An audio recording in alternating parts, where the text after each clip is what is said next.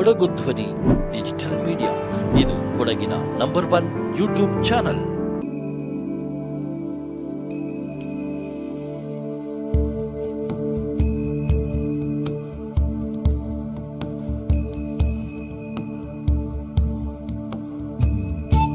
ನಾಡಿದ್ದು ಏನಪ್ಪ 8 ಜನ MLAಗಳು ಒಂದು DC ಗೆ ನೀನು ಹಂಗಾಗಿ MLA ಮಗ ಅಂತ ಗರ್ವ ಪಡಬೇಡ, ನೀನು DC ಆಗು ಅಂತ ಹೇಳಿದ್ರು. ನನ್ನನ್ನು ಮಿಜೋರಾಮಲ್ಲಿ ಹಾಕಿದ್ದಾರೆ.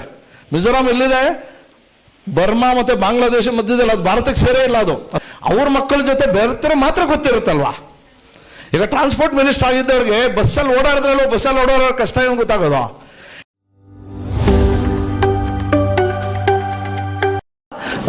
ನಾನು ಪ್ರೊಫೆಸರ್ PhD ಮಾಡಿ ಡಾಕ್ಟರೇಟ್ ತೊಗೊಂಡಿರೋದು. ಹಾಗಾಗಿ ನಾನು ಜೋಕ್ ಮಾಡ್ತಾ ಇರ್ತೀನಿ, ನಾನು ನೀಟ್ ಬರೆದು ಡಾಕ್ಟರ್ ಆಗಲಿಲ್ಲ, ಆರ್ಟ್ಸ್ ತೊಗೊಂಡು ಡಾಕ್ಟರ್ ಅದೇ ಅಂತ. ಆರ್ಟ್ಸ್ ತೊಗೊಂಡು BA ಮಾಡಿ ಹೆಂಗಪ್ಪ ಡಾಕ್ಟರ್ ಅದೇ ಅಂತ ತಮಾಷೆ. ಡಾಕ್ಟರೇಟ್ನು ಡಾಕ್ಟರ್ ಅಂತಾರೆ, ಡಾಕ್ಟರೇಟ್ ಡಿಗ್ರಿ. ಸೊ PhD ಎಲ್ಲಿ ಮಾಡಿದ್ದು? ಡೆಲ್ಲಿ ಜವಾಹರ್ಲಾಲ್ ನೆಹರು ಯೂನಿವರ್ಸಿಟಿ, ನ್ಯೂ ಡೆಲ್ಲಿಯಲ್ಲಿದೆ. JNU ಅಂತ ನೀವೆಲ್ಲ ಕೇಳಿರ್ಬೋದು. ಸ್ವಲ್ಪ ಭಾಳ ದೊಡ್ಡ ಸಂಸ್ಥೆ ಅದು. ಅಂತಾರಾಷ್ಟ್ರೀಯ ವಿದ್ಯಾರ್ಥಿಗಳು, ಇಂಟರ್ನ್ಯಾಷನಲ್ ಸ್ಟೂಡೆಂಟ್ಸ್ ಎಲ್ಲ ಬರ್ತಾರೆ. 1700 ಎಕರೆ ಕ್ಯಾಂಪಸ್ ಇದೆ. ಹಂಗಂತ ನಾನು ಏನು ಹುಟ್ತಾ ಜ್ಞಾನಿ ಬ್ರಹ್ಮಜ್ಞಾನಿ, ನನಗೇನೋ ಸಪ್ರೇಟು ಕೋಡು ಕೊಂಬಿತ್ತು ಅಂತ ಅಲ್ಲೇನು ಸೀಟ್ ಕೊಡಲಿಲ್ಲ. ನಾನು ನಿಮ್ಮ ಹಾಗೇನೆ ದೇವನಹಳ್ಳಿ ಅಂತ ಕೇಳಿದ್ದೀರಲ್ಲ, ಇವತ್ತೇನು ಏರ್ಪೋರ್ಟ್ ಬಂದಿದೆ, ದೇವನಹಳ್ಳಿ ಟಿಪ್ಪು ಸುಲ್ತಾನ್ ಹುಟ್ಟಿದ ಜಾಗ ಅದು. ಟಿಪ್ಪು ಸುಲ್ತಾನ್ ಬರ್ತ್ ಪ್ಲೇಸ್ ದೇವನಹಳ್ಳಿ, ಬೆಂಗಳೂರು ಹತ್ರ ಇದೆ. ಅಲ್ಲಿನ ಒಂದು ಹಳ್ಳಿಯಲ್ಲಿ ಹುಟ್ಟಿದವನು ನಾನು ಕೂಡ. ಅಂಡ್ 7ನೇ ಕ್ಲಾಸ್ವರೆಗೂ ಸರ್ಕಾರಿ ಶಾಲೆಯಲ್ಲೇ ಓದ್ದವನು, 10ನೇ ಕ್ಲಾಸ್ವರೆಗೂ ಕನ್ನಡ ಮೀಡಿಯಮಲ್ಲೇ ಓದ್ದವನು.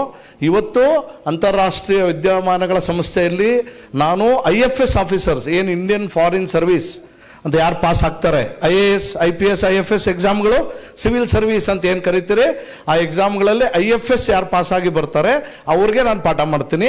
ಅದರ ಇನ್ಸ್ಟಿಟ್ಯೂಟ್ ಹೆಸರು FSI ಅಂತಿದೆ, ಫಾರಿನ್ ಸರ್ವಿಸ್ ಇನ್ಸ್ಟಿಟ್ಯೂಟ್ ಅಂತ. ಅದು ಮಿನಿಸ್ಟ್ರಿ ಆಫ್ ಎಕ್ಸ್ಟರ್ನಲ್ ಅಫೇರ್ಸ್, ಏನು ವಿದೇಶಾಂಗ ವ್ಯವಹಾರಗಳ ಸಚಿವಾಲಯ ಇದೆ, ಅದರಿಂದ ರನ್ ಆಗುವಂಥದ್ದು. ಡೆಲ್ಲಿಯಲ್ಲಿ JNU ಒಳಗಡೆನೆ ಆ ಕ್ಯಾಂಪಸ್ ಇದೆ, ಅದರಲ್ಲಿ ನಾನು ಪಾಠ ಮಾಡುವಂಥದ್ದು. ನಾನು 30 ವರ್ಷದಿಂದ ಡೆಲ್ಲಿಲೇ ಇದ್ದೀನಿ. ನಾನು ಓದಿದ್ದು ಕೂಡ ಅಲ್ಲೇ, ಅದೇ ಸಂಸ್ಥೆಯಲ್ಲೇ MA MPhil PhD ಮಾಡಿದವನು. ಅದಾದಮೇಲೆ ಪೋಸ್ಟ್ ಡಾಕ್ಟರೇಟ್ ಅಂತ, ಡಾಕ್ಟರೇಟ್ ಆದಮೇಲೆ ಒಂದು ಇಂಟರ್ನ್ಯಾಷನಲ್ ರಿಲೇಷನ್ಸಲ್ಲಿ ಮಾಡಿದ್ದೀನಿ ನಾನು. ಆದರೆ ಇದೆಲ್ಲ ಹೇಗೆ ಸಾಧ್ಯ ಆಯಿತು ಅಂತ, ಅದಕ್ಕೇನಾದರೂ ವಿಶೇಷ ಯಾರಾದರೂ ಅದು ಹೇಳ್ತಾರಲ್ಲ, ಲಿಖೆ ಲಾನಾ ಹೇ ಆ ಥರ ಎಲ್ಲ ಏನೋ ಹೇಳ್ತಾರಲ್ಲ, ಆ ಥರ ಏನೋ ಇದೆಯಾ? ನಾನು ಹುಡುಕಾಟದಲ್ಲಿ ಇದ್ದೀನಿ, ನೋಡೋಣ ಮಾಡ್ಬೋದೇನೋ, ಯಾರಾದರೂ ಇಷ್ಟಪಟ್ಟರೆ ಮಾಡ್ಬೋದೇನೋ ಅಂತ ನೋಡಿದಾಗ, ಇತಿಹಾಸಗಳನ್ನು ಕೆದಕಿದಾಗ, ನಮ್ಮ ಕಥೆಗಳಲ್ಲಿ ನಮ್ಮ ರಾಮಾಯಣ ಮಹಾಭಾರತ ಅಥವಾ ನಮ್ಮ ಸುತ್ತಮುತ್ತ ಹುಡುಕಿದಾಗಲೂ ಕೂಡ ಇದೇ ರೀತಿ ಸಾಧನೆ ಮಾಡಿದವರು ಸುಮಾರು ಜನ ಇದ್ದಾರೆ. ಏನು ವಿಶೇಷ ಏನಿಲ್ಲ ಅದು. ಬಟ್ ಆ ಸಾಧಕರು ಹೇಗಾದರೂ, ಇವತ್ತು ನೀವೆಲ್ಲ ಇಲ್ಲಿ ಕೂತಿರೋದು ನಮ್ಮ ಮಕ್ಕಳು ಏನೋ ಸಾಧನೆ ಮಾಡಬೇಕು ಅಂತ ಕೂತಿದ್ದೀರಿ. ನಮ್ಮ ಮಕ್ಕಳು ನೀಟು, ನಿಮ್ಗೆ ಗೊತ್ತಿರೋದು ನೀಟು, CET JEE ಅವರು ಬರೆದಿದ್ದಾರೆ ಅದೇ ಬೋರ್ಡ್ ಮೇಲೆ. ಬಟ್ ಎನಿ ಕಾಂಪಿಟೇಟಿವ್ ಎಕ್ಸಾಮ್, ಯಾವುದೇ ಸ್ಪರ್ಧಾತ್ಮಕ ಪರೀಕ್ಷೆಗಳು, ಯಾವುದೇ ಎಕ್ಸಾಮ್ಗಳನ್ನು ನಮ್ಮ ಮಕ್ಕಳು ಪಾಸ್ ಆಗೋಕ್ಕೆ ಮಾಡಬೇಕು ಅಂತ ನಿಮ್ಗೆ ಆಸೆ ಇದೆ, ಮಾಡಬೇಕು ಅಂತ ಹುಡುಗರಿಗೂ ಆಸೆ ಇದೆ. ಆದರೆ ಹೇಗೆ ಮಾಡಬೇಕು, ಮಾಡೋದಕ್ಕೆ ಮಾರ್ಗ ಯಾವುದು ಅಂದಾಗ ಇವತ್ತು ಅದರ ಬಗ್ಗೆ ತುಂಬ ಕನ್ಫ್ಯೂಷನ್ನೇ ಇದೆ. ಅರ್ಧ ಸತ್ಯಗಳು, ಕಲುಷಿತ ಇನ್ಫಾರ್ಮೇಷನ್ನು, ಮಿಸ್ಇನ್ಫಾರ್ಮೇಷನ್ನು, ಸರಿಯಾದ ಮಾಹಿತಿಗಳೇ ಇಲ್ಲ. ಹಿಂಗಂತೆ ಹಂಗಂತೆ ಹಿಂಗಂತೆ ಭ್ರಮೆ ಹುಟ್ಟಿಸ್ಬಿಟ್ಟಿದ್ದಾರೆ, ಇಲ್ಯೂಷನ್, ತುಂಬ ಭ್ರಮೆ ಹುಟ್ಟಿಸ್ಬಿಟ್ಟಿದ್ದಾರೆ. ಅದರಲ್ಲಿ ನಾವು ಸೇರ್ಕೊಂಡ್ಬಿಟ್ಟಿದ್ವಿ. ಅಯ್ಯೋ ಉಧರ್ ಜಾನೆ ಸೆ ಹೋ ಜಾಯೇಗಾ, ಉಸ್ ಕಾಲೇಜ್ ಮೇ ದಾಖಲಾ ಹೋನೆ ಸೆ ಹೋ ಜಾಯೇಗಾ, ಎಲ್ಲ ಸಾಧ್ಯ ಇಲ್ಲ. ಅದಕ್ಕೆ ಮೂಲಭೂತವಾದ ಚೇಂಜಸ್ ಬರಬೇಕು. ಅದು ನಮ್ಮಲ್ಲಿ ಚಿಕ್ಕ ವಯಸ್ಸಿಂದ ಶುರುವಾದರೆ ಮಾತ್ರ ನಾವು ಸಾಧಕರಾಗಕ್ಕೆ ಸಾಧ್ಯ. ಯಾರು ಉದಾಹರಣೆ ತಗೊಳ್ಳೋಣ? ನಾನು ಇನ್ನೇನು ಹೇಳಿದೆ, ಪೊನ್ನಂಪೇಟೆ ಗೌರ್ಮೆಂಟ್ ಶಾಲೆಯಲ್ಲಿ ಸರ್ ಅವರು ಪರಿಚಯ ಮಾಡಿಸಿದ್ರು. ನಮಗೆ ಭಾಳ ಉತ್ಸಾಹ, ನಾವು ಈ ಥರ ಪೇರೆಂಟ್ಸ್ಗೆ, ಅಲ್ಲೂ ಪೇರೆಂಟ್ಸ್ ಬಂದಿದ್ರು ಸುಮಾರು ಜನ, ಎಲ್ಲ ಕಾಫಿ ತೋಟದ ಲೇಬರರ್ಸು, ರಬ್ಬರ್ ಫ್ಯಾಕ್ಟ್ರಿ ಲೇಬರರ್ಸು, ಅವ್ರ ಮಕ್ಕಳು ಎಲ್ಲ ಬಂದಿದ್ರು. ನಮ್ಗೆ ಭಾಳ ಇಷ್ಟ ಅಂತ ಅವ್ರ ಜೊತೆ ಮಾತಾಡಿ. ಯಾಕಂದ್ರೆ ನಾವು ನಿಮ್ಮ ಮಧ್ಯೆಯಿಂದನೇ ಬಂದಿರೋರು, ನಾವು ಯಾರು ಏನು ಆಕಾಶದಿಂದ ಉದುರಿದವರು ಏನೂ ಅಲ್ಲ. ನಾನು ನನ್ನ ಬಗ್ಗೆ ಮತ್ತೆ ಹೇಳೋದು ಅಂದರೆ, ನನ್ನ ತಂದೆ ದೇವನಹಳ್ಳಿಯ MLA ಆಗಿದ್ದವರು, ಮುನಿ ನರಸಿಂಹಯ್ಯ ಅಂತ. 20 ವರ್ಷ MLA ಆಗಿದ್ರು. ಅವರೇ ಇವತ್ತು ಏರ್ಪೋರ್ಟ್ ಎಲ್ಲ ಮಾಡಿದ್ರು. ಆದರೆ ಅವರು MLA ಆದ ತಕ್ಷಣ ನನ್ನ ಹಾಸ್ಟೆಲ್ಗೆ ಸೇರಿಸಿದ್ರು. ಯಾಕಂದರೆ ನನ್ನ ಜೀವನ ಕಲಿಬೇಕು, 10 ಜನದ ಜೊತೆ ಬದುಕಬೇಕು, ಕಷ್ಟ ಏನಂತ ಗೊತ್ತಾಗಬೇಕು. ಅದು ಎಂಥ ಹಾಸ್ಟೆಲ್ಗೆ? ನೆಲದಲ್ಲಿ ಕೂತ್ಕೊಂಡು ತಿನ್ನಬೇಕು, ನೆಲದಲ್ಲಿ ಪ್ರಾರ್ಥನೆ ಮಾಡಬೇಕು, ನೆಲದಲ್ಲಿ ಮಲಗಬೇಕು, ಅಂಥ ಹಾಸ್ಟೆಲ್ಗೆ ಸೇರಿಸಿದ್ರು ನನಗೆ. ಇವತ್ತು ನಾನು ಏನಾದರೂ ಆಗಿದ್ರೆ ಅವ್ರಿಗೆ ನಾನು ಥ್ಯಾಂಕ್ಸ್ ಹೇಳಬೇಕು. ಯಾಕಂದರೆ ಜೀವನದ ಸತ್ಯಗಳು ನನಗೆ ಅರ್ಥ ಆಯಿತು, ಜೀವನದ ಕಷ್ಟಗಳೇನು. ಎಂತೆಂಥವರೋ ಬರ್ತಾರೆ. ಇದು ಹಿಂದೆನೂ ಇತ್ತು, ಹಿಂದೆ ರಾಜ ಮಹಾರಾಜರ ಕಾಲದಲ್ಲಿ ಗುರುಕುಲ ಪದ್ಧತಿ ಅಂತ ಇತ್ತು. ಅವಾಗ ಹಾಗೆ ಇತ್ತು, ಎಲ್ಲರೂ ಗುರುಗಳ ಆಶ್ರಮಕ್ಕೆ ಹೋಗಿ ಕಾಡಲ್ಲಿ. ಈಗ ಕೌರವರು ಪಾಂಡವರ ಕಥೆಗಳಲ್ಲಿ ರಾಜ ಮಹಾರಾಜರ ಮಕ್ಕಳು ಕೌರವನಿಗೆ ಆಕ್ಚುಲಿ ಧೃತರಾಷ್ಟ್ರಂಗೆ ಭಾಳ ಆಸೆ ಇರುತ್ತೆ, ಮಕ್ಕಳನ್ನ ಬಿಟ್ಟಿರಕ್ಕೆ ಅವನಿರಲ್ಲ. ದ್ರೋಣಾಚಾರ್ಯರಿಗೆ ಹೇಳ್ತಾನೆ ಅರಮನೆಯಲ್ಲಿ ಜಾಗ ಕೊಡ್ತೀನಿ ಪಾಠ ಮಾಡಿ ಅಂತಾನೆ. ಭೀಷ್ಮರು ಹೇಳ್ತಾರೆ ಅವ್ರು ಇಲ್ಲಿದ್ರೆ ಓದಲ್ಲ, ಅವ್ರು ಅಲ್ಲಿಗೆ ಹೋಗ್ಬೇಕು ಅಂತ. ಯಾಕೆ? ನಾಳೆ ಒಂದು ರಾಜ ಆದರೆ ಒಬ್ಬ ಕುಂಬಾರನ ಕಷ್ಟ ಏನು, ಕೂಲಿ ಮಾಡುವನ ಕಷ್ಟ ಏನು, ಕೃಷಿ ಮಾಡುವನ ಕಷ್ಟ ಏನು ಅಂತ ಹೆಂಗ್ ಗೊತ್ತಾಗ್ಬೇಕು ಅವನಿಗೆ? ಅವ್ರ ಮಕ್ಕಳ ಜೊತೆ ಬೆರೆತರೆ ಮಾತ್ರ ಗೊತ್ತಿರುತ್ತಲ್ವಾ.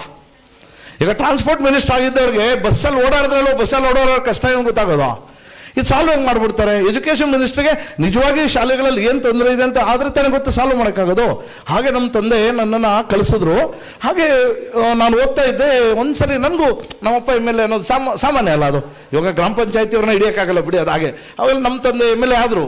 MLA ಆದಾಗ ನಮಗೂ ಒಂಚೂರು ಆ ಥರ ಒಂದು ಫೀಲಿಂಗ್ ಇತ್ತು, MLA ಅಂತ. ಒಂದಿನ ಅವರು ಅದು ಗಮನಿಸಿದ್ರು. ಮೂರ್ತಿ ನನ್ನ ಜೊತೆ ಬಾ ಅಂತ ಹೇಳಿದ್ರು. ಅವತ್ತು ಬೆಂಗಳೂರು ಗ್ರಾಮಾಂತರ ಜಿಲ್ಲೆ, ಕನಕಪುರ ಜಿಲ್ಲೆನೂ ಇರಲಿಲ್ಲ. ಅದು ಸೇರಿ ಇವತ್ತೇನು DK ಶಿವಕುಮಾರ್ ಮತ್ತು ನಮ್ಮ ತಂದೆ ಒಟ್ಟಿಗೆ MLAಗಳು 89ನಲ್ಲಿ. ಅವತ್ತು ಕನಕಪುರನೂ ಬೆಂಗಳೂರು ಗ್ರಾಮಾಂತರಕ್ಕೆ 8 ಜನ MLAಗಳು ಎಲ್ಲ ಹೋದ್ವಿ. DC ಆಫೀಸಲ್ಲಿ 8 ಜನ MLAಗಳು, ಇನ್ಕ್ಲೂಡಿಂಗ್ DK ಅವರು, ನಮ್ಮ ತಂದೆಯವರು, ರಾಮಲಿಂಗಾರೆಡ್ಡಿ ಅವರೆಲ್ಲ ಹಳಬ್ರೆ ಅವರೆಲ್ಲ ಎಲ್ಲ DCಗೆ ನಮಸ್ಕಾರ ಹೊಡಿತಾ ಇದ್ರು. DC ಗೊತ್ತಲ್ಲ, ಡಿಸ್ಟ್ರಿಕ್ಟ್ ಕಲೆಕ್ಟರು, ಜಿಲ್ಲಾಧಿಕಾರಿ, IAS ಆಫೀಸರು ನಮಸ್ಕಾರ ಹೊಡಿತವ್ರು. ನನ್ನ ಒಂದು ಮೂಲೆಯಲ್ಲಿ ಕೊಂಡಿಸಿದ್ರು. ನಾನು ಗಮನಿಸ್ತಾ ಇದ್ದೆ. ಆಮೇಲೆ ಆಚೆ ಬಂದಮೇಲೆ ಏನು ಅರ್ಥ ಆಯ್ತು ಅಂತ ಕೇಳಿದ್ರು. ನಾಡಿದ್ದು ಏನಪ್ಪ 8 ಜನ MLAಗಳು ಒಂದು DCಗೆ, ನೀನು ಹಂಗಾಗಿ MLA ಮಗ ಅಂತ ಗರ್ವ ಪಡಬೇಡ, ನೀನು DC ಆಗು ಅಂತ ಹೇಳಿದ್ರು. ನೋಡಿ ಎಂಥ ತಂದೆ. ನನಗೆ ಒಂದು MLA ಆಗಿರೋದೇ ದೊಡ್ಡದೇ, ಬಿಡ ನೀನು MLA ಮಗ ಧೈರ್ಯವಾಗಿರೋ ಅಂತ ಹೇಳಿಲ್ಲ. ನೀನು ಅದಕ್ಕಿಂತ ದೊಡ್ಡವನಾಗಬೇಕು ಅಂತ ಕನಸಿನ ಬೀಜ ಬಿತ್ತಿದ್ರಲ್ಲ, ಇವತ್ತು ಅದಕ್ಕೆ ನಾನು ಸೆಲ್ಯೂಟ್ ಇಡಬೇಕು. ಆವತ್ತು ನಾನು ತೀರ್ಮಾನ ಮಾಡಿದೆ, ನಾನು IAS ಆಗಬೇಕು ಅಂತ. ನಾನು IAS ಆಗಬೇಕು ಅಂತೇಳಿ ಹಾಸ್ಟೆಲ್ ಬಂದು ಓದಿ BA ಮಾಡಿ MA MPhil ಮಾಡಿ 2002ನೇ ಬ್ಯಾಚಲ್ಲಿ ನಾನು IAS ಆಫೀಸರು. ನಿಮ್ಗೆ ನಾನು ಅದನ್ನ ಹೇಳಲ್ಲ ಎಲ್ಲ ಕಡೆ. ಯಾಕಂದರೆ IAS ಅಂತ ಬರೆದ್ರೆ ಫಸ್ಟ್ ಎಲ್ಲ ಯಾರೋ IAS ಆಫೀಸರು ಏನೋ ಅಂತ, ನಾನು ಅದನ್ನ ದೊಡ್ಡ ವಿಷಯ ಅನ್ನೋದೇ ಇಲ್ಲ. ಅದನ್ನು ಮೀರಿದ್ದು ನಾನು ನನ್ನನ್ನು ಗುರುತಿಸ್ಕೊಳ್ಳೋದು ಯಾವಾಗಲೂ ಕೂಡ ಒಬ್ಬ ಟೀಚರ್ ಆಗಿನೇ, ನಾನೊಬ್ಬ ಮೋಟಿವೇಟರ್ ಆಗಿನೇ, ನಾನು ಮಕ್ಕಳ ಜೊತೆ ತಂದೆ ತಾಯಿಗಳ ಜೊತೆ ಬೆರೆತು ನಿಮ್ಮೊಳಗಿನ ಒಬ್ಬವನಾಗಿ ನಿಮ್ಮ ಮನಸ್ಸಿನಲ್ಲಿರುವ ಗೊಂದಲ, ನಿಮ್ಮ ಮನಸ್ಸಿನಲ್ಲಿರುವ ಒಂದಷ್ಟು ಪ್ರಶ್ನೆಗಳಿಗೆ ಉತ್ತರಗಳನ್ನು ಕೊಟ್ಟರೆ ನಾನು ಸಾರ್ಥಕ ಅನ್ಕೊಳ್ತೀನಿ ಹೊರತು ನಾನೊಬ್ಬ IAS ಆಫೀಸರ್ ಅಂತ ಸೂಟು ಊಟ ಹಾಕೊಂಡು ಬಂದು ಕೂತ್ಕೊಂಡು ಹಿಂಗೆ ಬಂದು ಸೆಲ್ಯೂಟ್ ಹೊಡ್ಸ್ಕೊಂಡು ಹೊರಟೋಗ್ಬಿಟ್ರೆ ಏನು ಸಾಧನೆ? ನನ್ನನ್ನು ಮಿಜೋರಾಮಲ್ಲಿ ಹಾಕಿದ್ದಾರೆ. ಮಿಜೋರಾಮ್ ಎಲ್ಲಿದೆ? ಬರ್ಮಾ ಮತ್ತು ಬಾಂಗ್ಲಾದೇಶ ಮಧ್ಯದಲ್ಲಿ. ಅದು ಭಾರತಕ್ಕೆ ಸೇರೇ ಇಲ್ಲ, ಅದು ಸಾರಿ ಇಲ್ಲ, ಅದು ಹಂಗಲ್ಲ, ಮ್ಯಾಪಲ್ಲಿದೆ. ಬರ್ಮಾ ಮಿಜೋರಾಮಿಂದ ಇಂಡಿಯಾಗೆ ಬರ್ಬೇಕಂದ್ರೆ ಹಿಂಗೆ ಮೇಲಕ್ಕೆ ಬಂದು ಅಸ್ಸಾಮಿಂದ ಬರಬೇಕು, ಡೈರೆಕ್ಟ್ ಇಲ್ಲ. ಅಂಥ ಕಡೆ ಇದ್ದೀನಿ ನಾನು. ಅಲ್ಲಿ ಏನೂ ಸಾಧನೆ ಮಾಡೋಕ್ಕಾಗಲ್ಲ. ಯಾಕಂದರೆ ಅದು ಭಾಳ ಟೆರರಿಸ್ಟ್ಗಳು ಗೊಂದಲ ಇರುವಂಥ ಜಾಗ. ನಾನು ಭಾಳ ಬೇಡಾಡ್ಕೊಂಡು ಕೇಳೋದು, ನನಗಲ್ಲಿ ನಾನು IAS ಆಗಿದ್ದು ಸರ್ವಿಸ್ ಮಾಡಬೇಕು ಅಂತ, ಜನರ ಸೇವೆ ಮಾಡಬೇಕು ಅಂತ. ಅಲ್ಲಿ ನನಗೆ AC office, AC car, AC ಮನೆ, ಆಚೆ ಹೋಗ್ಬಿಡಿ ಅಂತಾರೆ. ಆಚೆ ಹೋದರೆ ಕಿಡ್ನಾಪ್ ಆಗ್ಬಿಡ್ತಾರೆ ಅಂತ. ಇನ್ನೇನಕ್ಕೆ IAS ಆಗಬೇಕು ಅಂತ ನಾನು ರಾಜೀನಾಮೆ ಕೊಡ್ತೀನಿ ಅಂತ. ಅವರು ಇಲ್ಲ ನಿಮ್ಮನ್ನು ಡೆಪ್ಟೇಷನ್ ಮಾಡ್ತೀನಿ ಅಂತೇಳಿ ಡೆಲ್ಲಿಯಲ್ಲಿ ಇವತ್ತು ಡೆಪ್ಟೇಷನ್ ಮೇಲೆ ಕೂತಿದ್ದೀನಿ ನಾನು. And I love teaching. ನನಗೆ ಪಾಠ ಮಾಡೋದು ಭಾಳ ಇಷ್ಟ. ಹುಡುಗರ ಜೊತೆ ಮಾತಾಡೋದು, ವಿದ್ಯಾರ್ಥಿಗಳ ಜೊತೆ ಮಾತಾಡೋದು, ಪೋಷಕರ ಜೊತೆ ಮಾತಾಡೋದು ಭಾಳ ಇಷ್ಟ. ಹಾಗಾಗಿ ನಾನು ಅದನ್ನು ಭಾಳ ಉತ್ಸುಕವಾಗಿ ಹಾಗಾಗಿನೇ ನಾವೊಬ್ಬ ಟೀಚರ್ ಅಂತಲೇ ಹೇಳ್ಕೊಳ್ಳೋದು. ನಾನು PhDನೇ ನಾನು ಹೇಳ್ಕೊಳ್ಳೋದು ದೊಡ್ಡ ವಿಷಯ ಏನಲ್ಲ. ಬಟ್ ನಾನು ಒಬ್ಬ ಕುಗ್ರಾಮದಲ್ಲಿ ಹುಟ್ಟಿದಂಥ ಒಬ್ಬ ವಿದ್ಯಾರ್ಥಿ IAS ಹೇಗಾಗಕ್ಕೆ ಸಾಧ್ಯ ಆಯಿತು? ನಮ್ಮ ತಂದೆ ಬೀಜ ಹಾಕಿದ್ರು, ಕರೆಕ್ಟು, ಕನಸು ಬಿತ್ತಿದ್ರು DC ಆಗಬೇಕು ಅಂತ. ಬಟ್ ಈಸಿ ಇತ್ತಾ? ದಾರಿ ಯಾವುದು? ಕನಸು ಕಾಣೋದು ಈಸಿ, ದಾರಿ ಯಾವುದು? ಅದಕ್ಕೆ ನಾವು ಯಾರು ಉದಾಹರಣೆ ತಗೋಬೇಕು ಅಂದರೆ ಅಂದ್ಬಿಡಿ, ನಾವು ಸಾಮಾನ್ಯರು. ನಮ್ಗೆ ಅತಿ ದೊಡ್ಡ ಉದಾಹರಣೆ ನಮ್ಮಂಥವ್ರಿಗೆ, ಇಲ್ಲಿ ಕೂತಿರುವ ಸುಮಾರು ಜನಕ್ಕೆ ನಮಗೆ ಪ್ರೇರೇಪಣೆ ಸಿಗುವಂಥದ್ದು ಡಾಕ್ಟರ್ ಅಬ್ದುಲ್ ಕಲಾಂ. ಕೇಳಿದಿರಲ್ಲ? ರಾಷ್ಟ್ರಪತಿಗಳಾಗಿದ್ದವರು, ಮಹಾಪುರುಷ, ಮಹಾಜ್ಞಾನಿ. ಅವರಿಗೆ ಆ ಮಟ್ಟಕ್ಕೆ ಸಾಧನೆ ಆಗೋದಕ್ಕೆ ಕನಸು ಎಲ್ಲಿಂದ ಬಂತು? ಅವರು ಇದೇ ಥರ, ಅಯ್ಯೋ ನಮ್ಗೆ ಯಾರು ಮಾರ್ಗದರ್ಶನ ಮಾಡೋರು ಸರ್. ಗೌರ್ಮೆಂಟ್ ಸ್ಕೂಲು, ರಾಮೇಶ್ವರಂ ಅನ್ನೋ ಕುಗ್ರಾಮ, ತಮಿಳ್ನಾಡು ಮ್ಯಾಪ್ ತಗೊಂಡು ನೋಡಿ. ರಾಮೇಶ್ವರಂ ಎಲ್ಲಿದೆ? ಸೇತು ಸಮುದ್ರ, ಎಲ್ಲಿಂದ ಶ್ರೀಲಂಕಾಕ್ಕೆ ಹೋಗೋದಕ್ಕೆ ಎಲ್ಲಿ ರಾಮ ಸೇತುವೆ ಕಟ್ಟಿದ ಆ ಜಾಗ, ವೆರಿ ಫಾರೆಂಡೆಡ್. ಅದರಲ್ಲಿ ಗೌರ್ಮೆಂಟ್ ಸ್ಕೂಲು. ಅವತ್ತಿನ ಕಾಲ, ಇವತ್ತಿಗೆ ಗೌರ್ಮೆಂಟ್ ಸ್ಕೂಲೇ ಸರಿ ಇಲ್ಲ ಅಂತ ನಾವು ಹೇಳ್ತೀವಿ. ಬಟ್ ಅವತ್ತು ಹೇಗಿತ್ತು? ಅವತ್ತು ಇನ್ನೂ ವಿಚಿತ್ರವಾಗಿ ಏನು, ಒಂದು ರೂಮಲ್ಲಿ ನಾವು ಹಾಗೆ ಇದ್ದವ್ರೆ. ಒಂದು ರೂಮಲ್ಲಿ 4 ಕ್ಲಾಸ್ ಇತ್ತು. ಒಂದು line first standard, second standard ಒಂದೇ ಕ್ಲಾಸಲ್ಲಿ, ಒಂದೇ ರೂಮಲ್ಲೇ 4 ಕ್ಲಾಸ್ ಇತ್ತು. ಹಾಗೆ ಇದ್ದವರು ಅವರು ಒಮ್ಮೆ ಅವ್ರ ಟೀಚರ್ ಅಯ್ಯರ್ ಸರ್ ಅಂತ ಅವ್ರು ಪಾಠ ಮಾಡ್ತಿರ್ತಾರೆ. ನೋಡಿ ಮಕ್ಕಳೇ ಅಂತ ಆಚೆ ಕರ್ಕೊಂಡ್ಬಂದು ಪಕ್ಷಿಯನ್ನು ತೋರಿಸ್ಬಿಟ್ಟು, ಪಕ್ಷಿ ಕಾಯಿ ಅದರ ರೆಕ್ಕೆ ಈಗ ಬಡಿದ್ರೆ ಹಾರಾಡುತ್ತೆ, ಹೀಗೆ ರೆಕ್ಕೆ ಈಗ ನಿಂತ್ಕೊಂಡಿದ್ರೆ ಫ್ಲೋಟ್ ಆಗುತ್ತೆ, ಎಕ್ಸ್ಪ್ಲೇನ್ ಮಾಡ್ತಾ ಇದ್ರು. ಅದು ಸೈನ್ಸ್ನ ಒಂದು ಕಾನ್ಸೆಪ್ಟ್, ಏರೋಡೈನಮಿಕ್ಸ್ ಅಂತ ಹೇಳ್ತಾರೆ. ಅದನ್ನು ಮಾಡ್ತಾ ಇದ್ರು. ಅವರು ಹೇಳಿದ್ರು, ಎಲ್ಲ ಗಮನಿಸಿದ್ರಲ್ಲ ಅಂದ್ರೆ ಹೌದು ಸರ್ ಎಲ್ಲರೂ ಅಂದರು.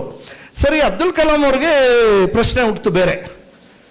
ಆ ಪ್ರಶ್ನೆ ಅವರು ವಾಪಸ್ ಬಂದ್ಮೇಲೆ ಮೇಸ್ಟ್ರನ್ನ ಕೇಳಿದ್ರು, ಸರ್ ಕರೆಕ್ಟ್ ನೀವು ಹೇಳಿದ್ದು, ಪಕ್ಷಿ ರೆಕ್ಕೆ ಹಿಂಗೆ ಬಡಿದ್ರೆ ಹಾರ್ಕೊಂಡು ಹೋಗುತ್ತೆ, ಕರೆಕ್ಟ್ ಅಲ್ಲ? ನಾವು ನೋಡಿದ್ದೀವಲ್ಲ, ನಾವು ನೀರು ಹಾಗೆ ಅಲ್ವಾ, ನೀರಲ್ಲಿ ಈಜೋದು ಹೇಗೆ? ನಾವು ಹಿಂದಕ್ಕೆ ತಳ್ಳಿದ್ರೆ ಮುಂದಕ್ಕೆ ಹೋಗ್ತೀವಿ, ಇಲ್ಲ ಮುಳುಗೋಗ್ಬಿಡ್ತೀವಲ್ಲ, ಸೇಮ್ ಕಾನ್ಸೆಪ್ಟ್ ಅಷ್ಟೇ ಅದು. ಅವ್ರು ಹೇಳ್ತಾರೆ, ನಾನು ಆಗಾಗ ಒಂದು ವಿಮಾನ ಹೋಗೋದು ನೋಡಿದ್ದೀನಿ, ಅದು ರೆಕ್ಕೆ ಬಡಿಯೋದಿಲ್ಲ, ಅದು ಹೆಂಗೆ ಆರ್ತದೆ ಅಂದರು. ನೋಡಿ ಎಂಥ ಪ್ರಶ್ನೆ. ಅಬ್ದುಲ್ ಕಲಾಂಗೆ 50 ವರ್ಷದ ಹಿಂದೆ ಬಂದ ಪ್ರಶ್ನೆ, ಹುಡುಗನಾಗಿದ್ದಾಗ ಬಂದ ಪ್ರಶ್ನೆ. ಎಷ್ಟೋ ಜನ ಇದ್ರು ಕ್ಲಾಸಲ್ಲಿ, ಎಲ್ಲರಿಗೂ ಅದೇ ಪಕ್ಷಿ ನೋಡಿ ಪಾಠ ತೋರಿಸಿದ್ರು, ಆದ್ರೆ ಯಾರಿಗೂ ಬರಲಿಲ್ಲ, ಅವ್ರೊಬ್ಬರಿಗೆ ಬಂತ ಪ್ರಶ್ನೆ. ಹೌದಲ್ಲ, ಅದೇ ತರ ಹಾರೋದಾದ್ರೆ ವಿಮಾನ ರೆಕ್ಕೆ ಬಡಿದ್ರೆ ಹೆಂಗೆ ಹಾರುತ್ತೆ ಅಂತ. ನಿಮ್ಗೆ ಯಾರಿಗ ಬಂತ ಪ್ರಶ್ನೆ? Think different. ವಿಭಿನ್ನವಾಗಿ ಯಾರು ಆಲೋಚನೆ ಮಾಡ್ತಾರೋ, ವಿಭಿನ್ನವಾಗಿ ಯಾರಿಗೂ ಬರ್ತದೆ ಅಂತ ಪ್ರಶ್ನೆಗಳು ಯಾರಿಗೆ ಬರ್ತವೋ ಅಲ್ಲಿಂದ ಶುರುವಾಗುತ್ತೆ ಹುಡುಕಾಟ. ನಮ್ಮ ದಾರಿಯ ಯಶಸ್ಸಿನ ಹುಡುಕಾಟ ಅಲ್ಲಿಂದ ಶುರುವಾಗುತ್ತೆ. ನಾರ್ಮಲ್ ಆಗಿ ಎಲ್ಲರೂ ಮೇಷ್ಟ್ರು ಬಂದ್ರು, ಪಾಠ ಮಾಡಿದ್ರು, ಚಿಲ್ಡ್ರನ್ ರೈಟ್ ಡೌನ್ ಅಂದ್ರು, ಬರ್ಕೊಂಡ್ವಿ, ಓದಿದ್ವಿ, ಮಗ್ ಮಾಡಿದ್ವಿ, ಬಂದ್ವಿ. ಏನು ಸಾಧ್ಯ ಇದೆ? ಬೋರ್ಡ್ ಎಕ್ಸಾಮ್ ಬರೀಲಿಕ್ಕೆ ಸಾಕು, ಸರ್ಟಿಫಿಕೇಟ್ ತಗೊಳ್ಳಿಕ್ಕೆ ಸಾಕು, ಬಟ್ ಆ ಸರ್ಟಿಫಿಕೇಟ್ ಏನು ಸಾಧ್ಯ ಇದೆಯಾ? ಆ ಮೇಷ್ಟ್ರು ಹೇಳ್ತಾರೆ, ಅಯ್ಯೋ ನನಗಂತೂ ಗೊತ್ತಿಲ್ಲಪ್ಪ, ನಾನು ವಿಮಾನದಲ್ಲಿ ಯಾವತ್ತೂ ಹೋಗಿಲ್ಲ, ನಾನು ಬಡಮೇಷ್ಟ್ರು, ನೀನೊಂದು ಕೆಲಸ ಮಾಡು, ನೀನು ಇದನ್ನೇ ಮನಸ್ಸಲ್ಲಿ ಇಟ್ಕೊಂಡು ಕಷ್ಟಪಟ್ಟು ಓದಿ, ಚೆನ್ನೈಗೆ ಹೋಗಿ ಅಲ್ಲಿ ಓದಿ, ಅಲ್ಲಿಂದ ನೀನು ಯಾರು ಇದುವರೆಗೂ ಕಂಡಿಡಿದಿರುವಂಥ ವಿಮಾನ ಕಂಡಿಡಿಬೇಕು ಅಂತ ಹೇಳ್ತಾರೆ. ಆ ಕನಸು ನೋಡಿ ಅವ್ರಿಗೆ ಅಲ್ಲಿ ಬಿತ್ತಿದ್ದು, ಅದು ಅವ್ರ ಮನಸ್ಸಲ್ಲಿ ಹಾಗೆ ಆಗಿ ಕಷ್ಟಪಟ್ಟು ಗೌರ್ಮೆಂಟ್ ಕಾಲೇಜಲ್ಲಿ ಓದಿ, ಚೆನ್ನೈಗೆ ಬಂದು IITಗೆ ಸೇರಿ, ದೆನ್ ಈ ಜಾಯಿನ್ಸ್ ಏರೋಡೈನಮಿಕ್ಸ್, ಏರೋನಾಟಿಕಲ್ ಇಂಜಿನಿಯರಿಂಗ್ ಅಂತ ಹೇಳಿದ್ರಲ್ಲ, ಏರೋನಾಟಿಕಲ್ ಇಂಜಿನಿಯರಿಂಗ್ ಸೇರ್ತಾರೆ, DRDO ಸೇರ್ತಾರೆ, HAL ಸೇರ್ತಾರೆ, ರಾಕೆಟ್ ಕಂಡುಹಿಡಿತಾರೆ, ಅಟಮಿಕ್ ಎನರ್ಜಿ ಚೇರ್ಮನ್ ಆಗ್ತಾರೆ. ಎಷ್ಟು ಸಾಧಕರಾದರು. ಕೊನೆಗೆ ಈ ದೇಶದ ರಾಷ್ಟ್ರಪತಿಯನ್ನಾಗಿ ಅವರಿಗೆ ಗೌರವಯುತವಾಗಿ ಮಾಡಲಾಯಿತು. ಆದರೂ ಕೂಡ ಮನುಷ್ಯ ಎಷ್ಟು ಸಿಂಪಲ್ ಆಗಿದ್ರು, ಹೇಗಿದ್ರು ಜನಗಳ ಜೊತೆ. ಎಲ್ಲ ಸ್ಕೂಲ್ಗಳಿಗೂ ಹೋಗ್ತಿದ್ರು, ಎಲ್ಲ ಶಾಲೆಗಳಿಗೂ ಹೋಗ್ತಿದ್ರು. ಅಂಡ್ ಒಂದು ಕಾಲದಲ್ಲಿ ಯಾರೋ ಅವ್ರನ್ನ ಕೇಳ್ತಾರೆ, ನೀವು ದೇವಸ್ಥಾನಕ್ಕೆ ಹೋಗ್ತೀರಾ ಅಂತಾರೆ. ಜನರಲ್ ಆಗಿ ಯಾರೋ ಸ್ನೇಹಿತರು ಮಾತಾಡ್ತಿರ್ತಾರೆ, ಹೌದು ಹೋಗ್ತೀವಿ ಅಂತಾರೆ ಅವರು. ಏನು ಕೇಳ್ತೀರಿ ಅಂತಾರೆ ಅವರು. ನಮ್ಮಲ್ಲಿ ದೇವ್ರನ್ನ ಏನು ಕೇಳೋದು ಹೇಳ್ಕೊಟ್ಟಿಲ್ಲ ಸರ್, ಅದು ಬೇರೆ ಕೇಳಬಾರ್ದು ದೇವರನ್ನ ಅಂತ ಕೇಳ್ತಾರೆ ಅವ್ರು. ಆದರೂ ಏನು ಕೇಳಬೇಕು, ಒಂದು ವೇಳೆ ಕೇಳಬೇಕು ಅಂತಂದ್ರೆ ಅಂತಾರೆ. ಅದು ಅವ್ರು ಹೇಳ್ತಾರೆ, ನಮ್ಮ ವೇದಗಳಲ್ಲಿ, ನಮ್ಮ ಪುರಾತನ ಜ್ಞಾನಗಳಲ್ಲಿ ಒಂದು ಮಾತಿದೆ, ದೇವರನ್ನ ಎರಡೇ ಕೇಳಬೇಕಂತೆ. ನಹಿ ದೈನೇನ ಜೀವಿತಂ ಅನಾಯಾಸ ಮರಣಂ. ಅಂದ್ರೆ ದೇವರೇ, ನಾನು ಯಾರ ಮುಂದೆ ಕೈ ಚಾಚಂಗ್ ಮಾಡಬೇಡಪ್ಪ, ದೈನೇಸಿ ಜೀವನ ಕೊಡಬೇಡಪ್ಪ, ಮತ್ತು ಅನಾಯಾಸ ಮರಣಂ, ಸಾವು ನಿದ್ದೆಯಲ್ಲಿ ಬಂದ್ಬಿಡ್ಬೇಕು ಹಂಗೆ ಆಯಾಸ ಇಲ್ಲದೆ, ಯಾರಿಗೂ ತೊಂದರೆ ಇಲ್ಲದೆ. ಅದು ದೇವರಲ್ಲಿ ಕೇಳುವಂತ 2 ವರ ಅಂತ. ತಕ್ಷಣ ಅವರು ಬೇರೆ ಬರೀತಾರಂತೆ, ಓಕೆ ರೈಟ್ ಡೌನ್ ಅಂತ ಬರೆದ್ಬಿಟ್ಟು, I want to die teaching ಅಂತ. 30 ವರ್ಷದಿಂದ IITಯಲ್ಲಿ ಪಾಠ ಮಾಡುವಾಗ ಬರೀತಾರೆ, I want to die teaching ಅಂತ. ಅವ್ರ ಅಭಿಲಾಷೆ ಹೇಗಿತ್ತು ದೇವರವ್ರು ನೋಡಿ. ಕೊನೆಯಲ್ಲಿ ಮಿಜೋರಾಮಲ್ಲಿ ಇದೆ, ಮೇಘಾಲಯದಲ್ಲಿ ಹೋಗಿ ಪಾಠ ಮಾಡ್ಬೇಕಾದ್ರೆ ಟೀಚರ್ಸ್ಗೆ, ಸ್ಟೂಡೆಂಟ್ಸ್ಗೆ, ರಾಷ್ಟ್ರಪತಿ ಇದ್ದಾಗ ಪಾಠ ಮಾಡ್ತಿರ್ಬೇಕಾದ್ರೆ ತೀರ್ಕೊಂಡ್ಬಿಟ್ರು ಸ್ಟೇಜ್ ಮೇಲೆ. ಹೇಗಿದೆ ಅದು ನೋಡಿ ಅಂತ ಕನಸು. ಅಂದ್ರೆ ಅನಾಯಾಸ ಮರಣ. ಬಟ್ ಟೀಚರ್ ಆಗಿ ಬದುಕಬೇಕು, ಸಾಯ್ಬೇಕು ಅನ್ನೋ ಕನಸು ಅವ್ರಿಗೆ ಇದ್ದವರು ಅಂತ. ನಾವೆಲ್ಲ ಆ ರೀತಿ ಅದರಿಂದ ಪ್ರೇರೇಪಗೊಂಡವರು. ಬಟ್ ನಾನು ಹೇಳೋದೇನಂದ್ರೆ, ನಾನು ಇಷ್ಟೆಲ್ಲ ಮಾಡಿದ್ದು ಇವತ್ತು ಜವಾಹರ್ಲಾಲ್ ನೆಹರು ಯೂನಿವರ್ಸಿಟಿ, ಅದು ಎಂಟ್ರೆನ್ಸೇ ಯಾವುದಕ್ಕೂ ಈಸಿ ಇಲ್ಲ. BAಗೆ ಸೇರಿದ್ದು ನಾನು, MAಗೆ ಸೇರಿದ್ದು. ಅದಕ್ಕೆ all India exam, national exam ಬರೀಬೇಕು, ಆಲ್ ಇಂಡಿಯಾ ಎಕ್ಸಾಮ್ ಬೆಂಗಳೂರು ಕೂತ್ಕೊಂಡು ಬರೆದೆ ನಾನು. ಡೆಲ್ಲಿ ಕ್ಯಾಂಪಸ್ಗೆ ಹೋಗಿದ್ದೆ, MA MPhil ಮಾಡ್ಬೇಕಾದ್ರೂ ಎಂಟ್ರೆನ್ಸ್ ಎಕ್ಸಾಮ್, ಯಾವುದಕ್ಕೂ ಈಸಿ ಇಲ್ಲ. ಬಟ್ ಹೇಗೆ ಮಾಡಬೇಕು ಅಂತ ಆ ಕನಸು ಬಂತು ನನಗೆ.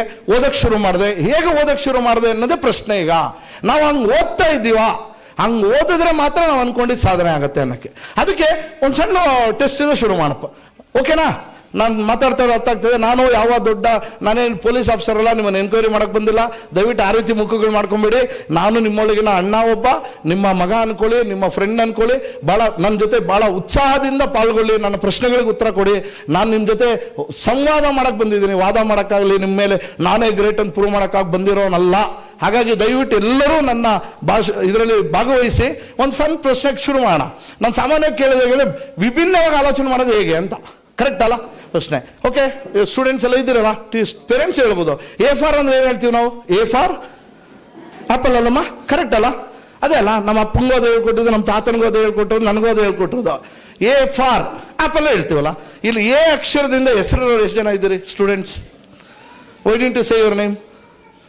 Your name, what is your name? Amrita, right? You could have said Amrita. A for ಅಂದ್ರೆ ಅಮೃತ ಹೇಳ್ಬೋದಲ್ಲ? What is your name? You don't think A for? ಎಷ್ಟೊಂದು ಜನದ ಹೆಸರು, ಎಷ್ಟೊಂದು ಜನದ ಊರಿನ ಹೆಸರು, ಎಷ್ಟೊಂದು ಜನದ್ದು ಏನೋ ಅವ್ರಿಗೆ ಬೇಕಾಗಿರೋದು ಹೆಸರು A ಇಂದ ಇದೆ ಅಲ್ವಾ? ಬಟ್ ಯಾವತ್ತಾದ್ರೂ A ಫಾರ್ ಅಂದ್ರೆ ಅದು ಜ್ಞಾಪಕ ಬರುತ್ತಾ? ಯಾರು ತಪ್ಪು?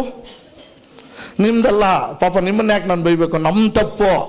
ಪಾಠ ಮಾಡಿರೋರು ನಾವು A for apple, B for ball ಹೇಳ್ಕೊಟ್ಟು ನಾವು ಎಷ್ಟು ಬಂದು ಆಮೇಲೆ ಬಂದು ನಾವೇನಾದ್ರು ಹೊಸದು ಹೇಳೋಕಿದ್ರೆ no repeat what I say, don't mind madam we are also teachers ಎಲ್ಲ ಪ್ರಪೋದು ಸಿಸ್ಟಮ್ ಹಂಗೆ ರಿಪೀಟ್ ವಾಟ್ ಐ ಸೇ ಅಂತ ಹೇಳಿ ಸಡನ್ ಆಗಿ ಹೇಗೆ ಹೊಸ ಅಕ್ಷರ ಕೊಡಿ, ಹೊಸ ಪದ ಕೊಡಿ ಅಂದ್ರೆ ಎಲ್ಲಿಂದ ಕೊಡ್ತಾರೋ? ಅವ್ರ ಹೆಸರೇ ಹೇಳಕ್ ಬರಲ್ಲ ಅವ್ರಿಗೆ. ಎಲ್ಲಿ ಕೆಟ್ಟಿದ್ದೀವಿ ನಾವು ಅಂದ್ರೆ ನಮ್ಮ ಕಲಿಕೆಯ ವಿಧಾನ ಇದೆಯಲ್ಲ, ನಾವು ಪಾಠವನ್ನು ಕಲಿಯುತ್ತಿರುವ ವಿಧಾನ, hour learning method is wrong. ಅದಕ್ಕೆ ಯಾರು ಕಾರಣ ಅಂದ್ರೆ ತಿರ್ಗಾ ಅಯ್ಯೋ ಸ್ಕೂಲಲ್ಲಿ ಹಂಗೆ ಹೇಳ್ಕೊಡ್ತಾರೆ ಅಂದ್ರೆ ಅವ್ರು ನಮ್ಮ ಸಿಲೆಬಸ್ ಡಿಪಾರ್ಟ್ಮೆಂಟ್ ಅವ್ರು ಕೊಟ್ಟಿರೋ ಹಂಗೆ ನಾನೇನು ಮಾಡ್ಬೇಕು ಅಂತ ಟೀಚರ್ಸು ಅವರು ಅಯ್ಯೋ ಏನೋ ಎಲ್ಲ ಸೇರಿ ಕೊನೆಗೆ ಯಾವ ಅವರವರವರು ಈ ವ್ಯವಸ್ಥೆ ಪ್ರಾಬ್ಲಮ್ಮಾ, ಟೀಚರ್ ಪ್ರಾಬ್ಲಮ್ಮಾ, ನಮ್ಮ ಪ್ರಾಬ್ಲಮ್ಮಾ? ಬಟ್ ಆದರೂ ಇದೆಲ್ಲದ್ರ ಮಧ್ಯೆ ಸಾಧನೆ ಮಾಡ್ಬೇಕಲ್ಲ. ಅಬ್ದುಲ್ ಕಲಾಂಗೆ ಒಂದು ಸಪ್ರೇಟ್ ಥಾಟ್ ಬಂತಲ್ಲ, ಅದಕ್ಕೆ ಡಿಫ್ರೆಂಟ್ ಆಗಿ ಯೋಚನೆ ಮಾಡಿದ್ರು. ಪಕ್ಷಿ ಬಡ್ದು ಹಾರತ್ತೆ, ವಿಮಾನ ರೆಕ್ಕೆ ಬಡಿದೆ ಹಾರತ್ತೆ, ಅದನ್ನ ಕಂಡುಹಿಡಿಬೇಕು ಅಂತ ಕಂಡುಹಿಡಿದ್ರು. ಆ ರೀತಿ ಯಾರು ಈಗ ಎಲ್ಲಾನು ಮೇಲೆ ಎಸೆದೆಲ್ಲ ಬೀಳುತ್ತಪ್ಪ, ಬಾಲ್ ಮೇಲೆ ಎಸಿತಾ ಇರ್ತೀವಿ, ಬಿದ್ದೋಗ್ತದೆ ಬಾಲು, ಏನು ಎಸೆದ್ರು ಬಿದ್ದೋಗುತ್ತೆ. ನಮ್ಮನ್ನು ಇವ್ರು ಯಾರೋ ಒಬ್ಬರು ಎತ್ತಿ ಬೇರೆ ಹೆಸರು ಕೆಳಗೆ ಬೀಳ್ತೀವಲ್ಲ, ಮೇಲೆ ಹೋಗ್ಬಿಡ್ತೀವ.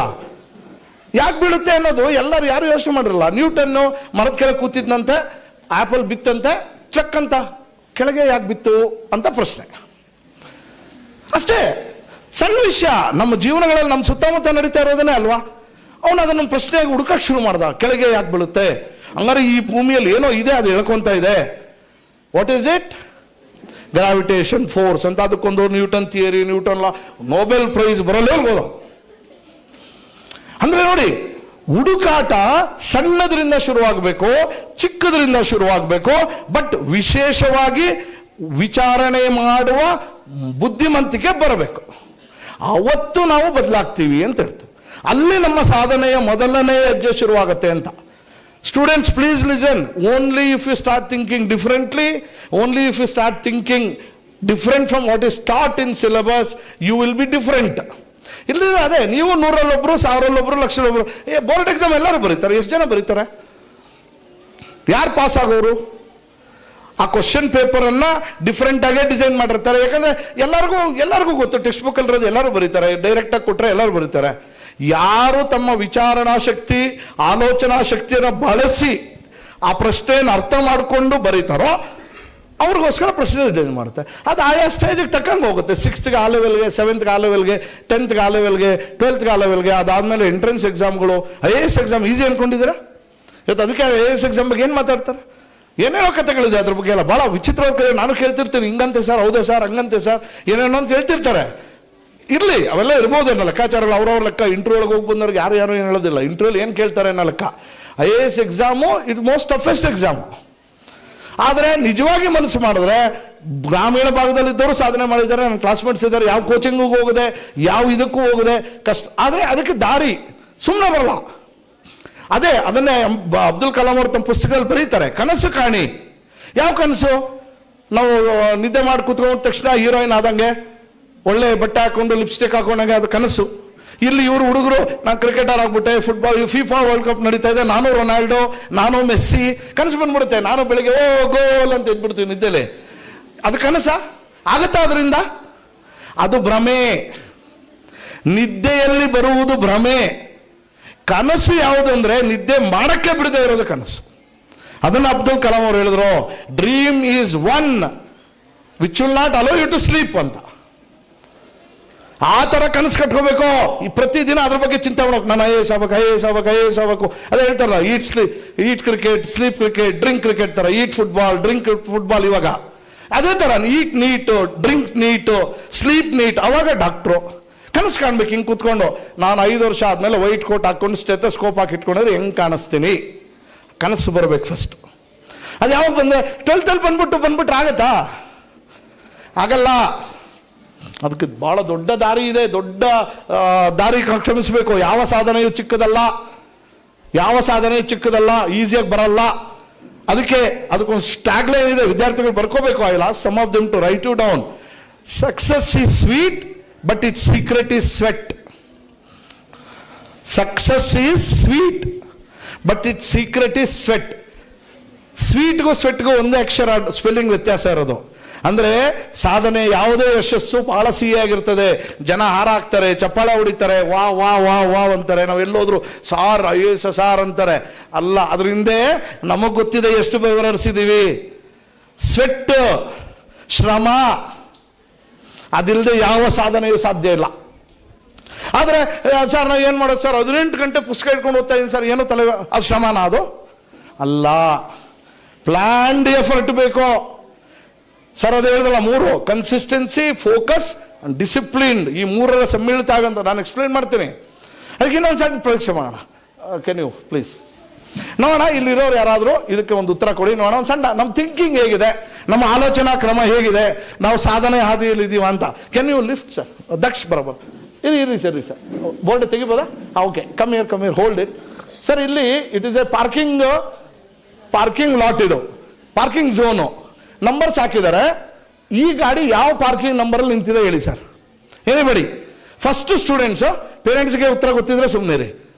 ಎನಿ ಸ್ಟೂಡೆಂಟ್ 9th 10th ಈ ನಂಬರ್. ಈಗ ಫಸ್ಟ್ ಒಂದು ಗಾಡಿ 16 ನಂಬರ್ ಇದೆ, ಆಮೇಲೆ 6 ಇದೆ, ಆಮೇಲೆ 68 ಇದೆ, 88 ಇದೆ, ಮತ್ತೆ 98 ಇದೆ. ಇದು ಯಾವುದು? ಎಷ್ಟನೇ ನಂಬರ್ ಅಲ್ಲಿ ಇದೆ? Can anybody think please? Any student please? All of you? Yes come take a look. Just think 1-2 minutes. ಮಾತಾಡ್ಕೋಬೇಡಿ. ನಿಮ್ಮ ಮನಸ್ಸಲ್ಲಿ ಯಾವ ನಂಬರಲ್ಲಿ ಗಾಡಿ ನಿಂತಿದೆ? Anybody sir? ಪೇರೆಂಟ್ಸ್ ಕೂಡ, ಬಟ್ ಪೇರೆಂಟ್ಸ್ಗೆ ಆಮೇಲೆ ಕೇಳ್ತೀನಿ, ಬಟ್ ನೀವು ಉತ್ತರ ಇಟ್ಕೊಳ್ಳಿ. I will give a special chance to teachers also. Let see. I am one of you ma'am, don't worry, we are brothers sisters. ಮೇಡಮ್ಗೂ ತೋರ್ಸ. Let see. Okay, just if you know answer, don't tell now. Just think. Anybody? Did you get answer? ಇಲ್ಲಿ ನೋಡು, come here. Which number the car is parked? ಏನಾದ್ರೂ ಉತ್ತರ ಸಿಗ್ತಿದ್ಯಾ? ಏನಾದ್ರೂ ಅದಕ್ಕೊಂದು ಅರ್ಥ? ನಿಮ್ಗೆ ಅನ್ಸಿದ್ದು ನನ್ನ ಉತ್ತರ, ನಿಮ್ಮ ಉತ್ತರ ಇರಬೇಕು. 78? What is the logic? How do you see? Why after 16 6 ಯಾಕೆ ಬಂತು? 68, you know the logical sequencing ಕಲಿಸಿದಾರಲ್ಲ, linear equation, logical number. It is called logic. ಬೇಕಲ್ಲ, ಅದಕ್ಕೊಂದು ಅರ್ಥ ಬೇಕಲ್ಲ. ಈ ನಂಬರ್ ಅಂತ ಬರೋದಕ್ಕೆ ಏನ್ ಅರ್ಥ ಇದೆಯಾ? ಹೇಳಿ, ಈ ನಂಬರ್ಗೆ ಏನು ಅರ್ಥ ಇದೆ? ಇದಾದ್ಮೇಲೆ ಇದ್ಯಾಕೆ ಬಂತು? ಯಾಕಂದ್ರೆ 16 ಆದ್ಮೇಲೆ 17 ಬರಬೇಕು, ಇಲ್ಲ 10 ಡಿಫ್ರೆನ್ಸ್ ಇದೆ 26 ಬರಬೇಕು, ಅಥವಾ 10 ಮೈನಸ್ ಆಗಿದೆ, ಇಲ್ಲ 16 ಆದ್ಮೇಲೆ 6 ಆದ್ಮೇಲೆ ಇಲ್ಲಿ ಮತ್ತೆ ಬರ್ಬೇಕು. S anybody? ಎಸ್ 87 ಹೇಗೆ? Come here man.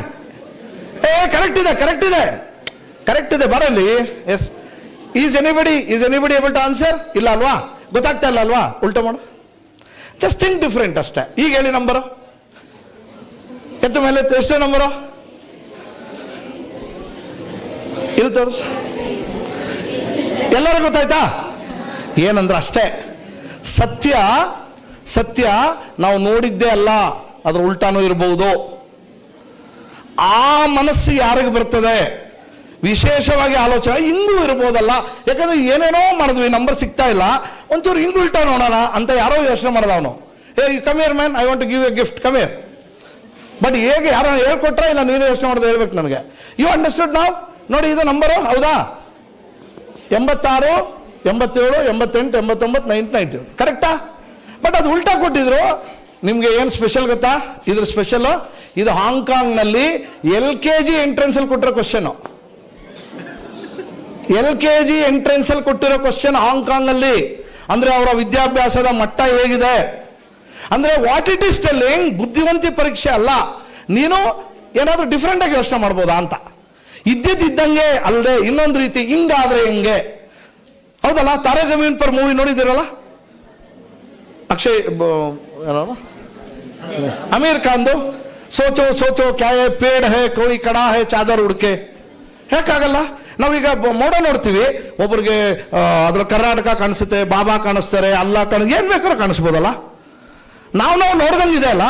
Perfect answer ಅಂತ ಏನೋ ಇದೆಯಾ? ಇಲ್ಲ, ಮೋಡ ಹಿಂಗೆ ಇಲ್ಲ ಅದು ಇದೇನೆ ಭಾರತಾನೆ ಅಂತ ಇನ್ನೊಬ್ಬ, ಇಲ್ಲ ಅದು ಇದಂತ, ಹಂಗಿಲ್ಲ ಅದು. ಹಾಗೆ ಪರ್ಸೆಪ್ಷನ್ ಅಂತೀವಿ ನಾವು ಅದನ್ನ. How do we perceive? ನಾವು ಯಾವ ಮನಸ್ಥಿತಿಯಲ್ಲಿ ನೋಡ್ತಾ ಇದ್ದೀವಿ, ಆ ಮನಸ್ಥಿತಿಯಲ್ಲಿ ನಮ್ಮ ಉತ್ತರಗಳು ಸಿಗ್ತಾ ಹೋಗ್ತವೆ. ಹಾಗಾಗಿ ಟೆಕ್ಸ್ಟ್ ಬುಕ್ ಅಲ್ಲಿ ಇರೋದೇ ಸತ್ಯ ಅಲ್ಲ, ಟೆಕ್ಸ್ಟ್ ಬುಕ್ ಮಾತ್ರನೇ ಜ್ಞಾನ ಅಲ್ಲ. ನನ್ನ ಮಗ ಎಲ್ಲ ಓದ್ಬಿಟ್ಟಿದ್ದಾನೆ ಸರ್, ಈ ಪೇಜಿಂದ ಆ ಪೇಜ್ಗೆ, ಬಟ್ ಆಗಿಲ್ಲ. ಯಾಕೆ? ಅದನ್ನ ಬಿಟ್ಟು ಪರೀಕ್ಷೆ ಇದೆ, ಅದನ್ನ ಬಿಟ್ಟು ಪ್ರಶ್ನೆಗಳಿದೆ. Okay, thank you. This my son, thank you. ಗೊತ್ತಾಯ್ತಾ? LKG ಪ್ರಶ್ನೆ ಇದು. ಎಲ್ಲಿದ್ದೀವಿ ನಾವು? ನಾವೆಲ್ಲ ಗ್ರಾಜುಯೇಟ್ಸ್ ಇರ್ತೀವಿ. ಎಷ್ಟೊಂದು ಜನ minimum 10th 12th. Did you think it was so easy? Was it easy? Students, ma'am, don't you think it makes us think? Right? That is what is education. ವಿದ್ಯಾಭ್ಯಾಸ ಬಿಟ್ಬಿಡಿ ನಾ. It's okay, leave it. ತೆಗೆದ್ಬಿಡ, it's okay. Sir, sir, thank you. ಕೂತ್ಕೊಳ್ಳಿ. Look at that. ಅಂದ್ರೆ ಕಷ್ಟಪಟ್ಟಿದ್ದೀವಪ್ಪ, ಸುಮ್ಮನೆ ಅಲ್ಲ. It is not easy. ವೀರೇಗೌಡರು ಒಂದು ಮೇಷ್ಟ್ರು ಇದ್ರು, ರೂಲರ್ ಮೇಷ್ಟ್ರು, ಇಲ್ಲಿ ಹೊಡೆಯರು. ಅವ್ರೇನ್ ಮಾಡೋರು ಗೊತ್ತಾ ನಮಗೆ? ಇವತ್ತೆಲ್ಲ ಬಹಳ ಇದೆಲ್ಲ ಅದೇ ಆಗಿದ್ದು ಪ್ರಾಬ್ಲಮ್ಮು. ತಂದೆ ತಾಯಿ ಹೊಡೆಯಂಗಿಲ್ಲ, ಮೇಷ್ಟ್ರು ಹೊಡೆಯಂಗಿಲ್ಲ, ಕೊನೆಗೆ ಪೊಲೀಸ್ ಹೊಡೆಯಂಗಾಗ್ಬಿಟ್ಟಿದೆ. ದುರಂತ. ತಂದೆ ತಾಯಿನೂ ಹೊಡಿಬಾರ್ದಂತ ಮಾಡಿ ನಮ್ಮನ್ನೆಲ್ಲ ಬೀದಿಲಿ ಅಟ್ಟಾಡ್ಸ್ಕೊಂಡು ಓಡಿಸಿದ್ರಿ. ನಪ್ಪ ಇಲ್ವ ನಿಮ್ಗೆಲ್ಲ? ಏನಣ್ಣ ನಮ್ಮನ್ನ ಹೆಂಗ್ ಹೊಡೆದಿದ್ದಾರೆ ಅಂದ್ರೆ, ಅದು ಬಿಡಿ ಕತೆ. ಅವರು ವೀರೇಗೌಡರು ಅವ್ರೇನ್ ಮಾಡೋರು ಗೊತ್ತಾ? ನಮ್ದು ಗುರುವಾರ ಒಂದು ಸಂತೆ ಆಗೋದು ಸರ್, ವಾರಕ್ಕೊಂದ್ಸಲಿ. ಎಲ್ಲ ಹಳ್ಳಿ ಸುತ್ತಮುತ್ತ ಹಳ್ಳಿ ಜನ ಬರೋರು. ಅವರು ಈ ನ್ಯೂಸ್ ಪೇಪರಲ್ಲಿ ಟೋಪಿ ಸುತ್ತಬಿಡೋರು, ಈ ಬಫೂನ್ ಟೋಪಿ. ಅದ್ರ ಮೇಲೆ ಸೋಮಾರಿ ಅಂತ ಬರೆದು ನಮ್ಮನ್ನಲ್ಲಿ ನಿಲ್ಲಿಸ್ಬಿಡೋರು. ಯಾರ್ಯಾರು ಓದಿಲ್ವೋ, ಯಾರ್ಯಾರು ಹೋಮ್ವರ್ಕ್ ಮಾಡಿಲ್ವೋ ಅಂತ. ಈ ಬರೋರು ಎಲ್ಲಾನು ನನ್ನ ಮಕ್ಕಳ ಏನಾಗಿದೋ, ಅಪ್ಪ ಅಮ್ಮ ಕಷ್ಟಪಡ್ತಾರೆ, ಓದಾಕೇನೋ ಅಂತ ಬೈಯೋದವರು. ಅದಾಗಿ ಸಾಯಂಕಾಲ ಅಷ್ಟೊತ್ತಿಗೆ ಇನ್ನೊಂದ್ಸಲಿ ಇಲ್ಲಿ ನಿಂತ್ಕೊಂಬಾರ್ದಪ್ಪ ಅನ್ಸೋದು. Why not? ಏನೋ ಮಾಡ್ಬೇಕಲ್ಲಪ್ಪ. ಇಲ್ಲದ್ರೆ ನಿಮ್ಮನ್ನು ಓದಿಸೋದು ಹೆಂಗೆ?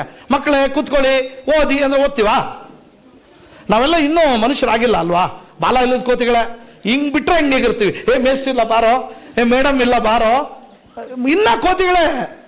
ಅವ್ರು ಹೆಂಗದು ಕಪ್ಪೆಗಳನ್ನ ಒಂದೊಂದು ತಕ್ಕಡಿ ಇದಾಕಿದ್ರೆ ಅದು ಓಡುತ್ತದೆ, ಇದಾಕಿದ್ರೆ ಅವ್ರ ಕೆಲಸ ಎಲ್ಲ ಬರೀ ನಿಮ್ಮನ್ನು ಕುಂಡ್ರಿಸೋದ್ರಲ್ಲೇ ಇದೆ. ಇನ್ನು ಪಾಠ ಏನು ಮಾಡ್ತಾರೆ ಅವರು? ಅದ್ರ ಜೊತೆ ಅಡುಗೆ ಅಂತೆ, ಮಧ್ಯಾಹ್ನದ ಊಟ ಅಂತೆ, ಸೆನ್ಸಸ್ ಅಂತೆ. ಪಾಠ ಎಲ್ಲಿ ಮಾಡ್ಬೇಕು ಅವರು? ಕೇಳಿ ನೋಡಿ ಒಬ್ಬ ಟೀಚರ್, ಅಯ್ಯೋ ಬೇಡಮ್ಮ ನಮ್ಮ ಕೆಲಸ ಸಾಕು ಅಂತಾರೆ ಅವರು. ನಾವು ಅನ್ನೋದು, ಮೇಡಮ್ ನಾವು ಫೀಸ್ ಕಟ್ತೀವಲ್ಲ ಮೇಡಮ್, ನೀವು ಯಾಕೆ ಹೇಳ್ಕೊಡ್ತಾ ಇಲ್ಲ ಅಂತ. ನಾನು ಯಾವಾಗಲೂ ಹೇಳೋದೇನೆಂದ್ರೆ, ಒಂದೇ ಟೆಕ್ಸ್ಟ್ ಬುಕ್ ಓದಿ ಒಂದೇ ಟೀಚರ್ ಹತ್ರ ಪಾಠ ಕಲಿತು ಒಬ್ಬ 90% ತೆಗಿತಾನೆ, ಒಬ್ಬನ ಕೈಲಿ ಆಗ್ತಾ ಇಲ್ಲ ಅಂತ ತಪ್ಪೇ ಯಾರ್ದು?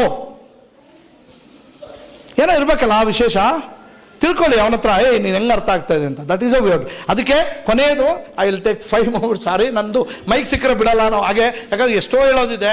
ಕೊನೆಯ ಉದಾಹರಣೆ ಕೊಟ್ಬಿಡ್ತೀನಿ. ನಾವು ಜೀವನದಲ್ಲಿ ಹೇಗೆ ಬದುಕಬೇಕು ಅನ್ನೋದಕ್ಕೆ ಓದಿನಲ್ಲಿ ಒಂದು ಉದಾಹರಣೆ ಇದೆ. ದಟ್ ಈಸ್, ನಾವು ಚಿಕ್ಕ ವಯಸ್ಸಲ್ಲಿ ಆಮೆ ಮೊಲದ ಕತೆ ಕೇಳಿದೀವಲ್ಲ. ಆಮೆ ಚಿಕ್ಕದ ನಿಧಾನ ಓಡ್ತಾ ಇತ್ತು, ಆ ಮೊಲಕ್ಕೆ ಜಂಬ ಇತ್ತು, ನಾನು ಫಾಸ್ಟ್ ಓಡ್ತಾ ಇದ್ದೀನಿ ಅಂತ. ಅದು ಅರ್ಧ ಓಡ್ಬಿಟ್ಟು ನಿದ್ದೆ ಮಾಡ್ಬಿಡ್ತು. ಅದ ಕತೆ ಕೇಳಿದೀವಲ್ಲ. ಆ slow and steady in the ways. ಅದು ನನ್ಗೆ ಅದು ನಿಜ ಅನ್ಸಿಲ್ಲ ರೀ, ಯಾಕಂದ್ರೆ ಆಮೆ ಓಡಕ್ ಹುಟ್ಟಿಲ್ಲ ಅಲ್ವಾ. ಮತ್ತೆ ಆಮೆಗೂ ಅದಕ್ಕೂ ರೇಸ್ ಹೆಂಗೆ? ನಂಗೆ ಅದು ನಿಜ ಅನ್ಸಿಲ್ಲ. ಬಟ್ ನಾನು ಹುಡುಕಿದೆ, ಇದರಲ್ಲಿ ಏನೋ ಇದೆ, there is something different meaning ಇದೆ ಅಂತ. ಏನು ಅಂದ್ರೆ, ಆಮೆ ಮೊಲಕ್ಕೆ ಕಾಂಪಿಟೇಷನ್ ಬಂದಿದ್ದು ನಿಜಾನೇ. ಆಮೆ ಮೊಲ ನಾನು ಗ್ಯಾರಂಟಿ, ನಾನು ಸ್ಟ್ರಾಂಗ್ ಅಂತ ಹೇಳುತ್ತೆ, ಮೊಲ ನಾನು ಸ್ಟ್ರಾಂಗ್ ಅಂತ ಹೇಳುತ್ತೆ. ಹೆಂಗ್ ಡಿಸೈಡ್ ಮಾಡೋದು? ಬೆಟ್ಟ ಹತ್ತು ಅಂದ್ರೆ ತಪ್ಪಾಯ್ತಲ್ಲ, ಆಮೆ ಹತ್ತಕ್ಕೆ ಸಾಧ್ಯನೇ ಇಲ್ಲ. ಅದಕ್ಕೆ ಬೇರೆ ಪ್ರಾಣಿಗಳೆಲ್ಲ ಒಂದು ತೀರ್ಮಾನ ಮಾಡ್ತಾವಂತೆ, ನೋಡಪ್ಪ ಈ ಬೆಟ್ಟ ಹತ್ತಬೇಕು, ಅದಾದ್ಮೇಲೆ ಒಂದು ನದಿ ದಾಟಬೇಕು, ಈ ಎರಡನ್ನೂ ಯಾರು ಮಾಡ್ತೀರೋ ಅವ್ರಿಗೆ ಪ್ರೈಸ್ ಒಂದ್ರಂತೆ. Look at the reality. ಅದು ಮೊಲ ಬೆಟ್ಟ ಹತ್ತುತ್ತೆ, ನದಿ ದಾಟಕ್ಕಾಗಲ್ಲ. ಆಮೆ ನದಿ ಜೊತೆ ಬೆಟ್ಟ ಹತ್ತಕ್ಕಾಗಲ್ಲ. ಹೆಂಗ್ ಸಾಲ್ವ್ ಮಾಡೋದು ಅಂತ ಇವರು ಪ್ರಶ್ನೆ ಇಟ್ಬಿಟ್ಟು ಬಿಟ್ರಂತೆ. ಇದು ರಿಯಲ್ ಪ್ರಶ್ನೆ. ನಮಗಿರೋದು ಇದೆ. What is the answer? How is it solved? Anybody? ಯಾರಾದ್ರೂ ಇದಕ್ಕೆ ಉತ್ತರ ಏನು?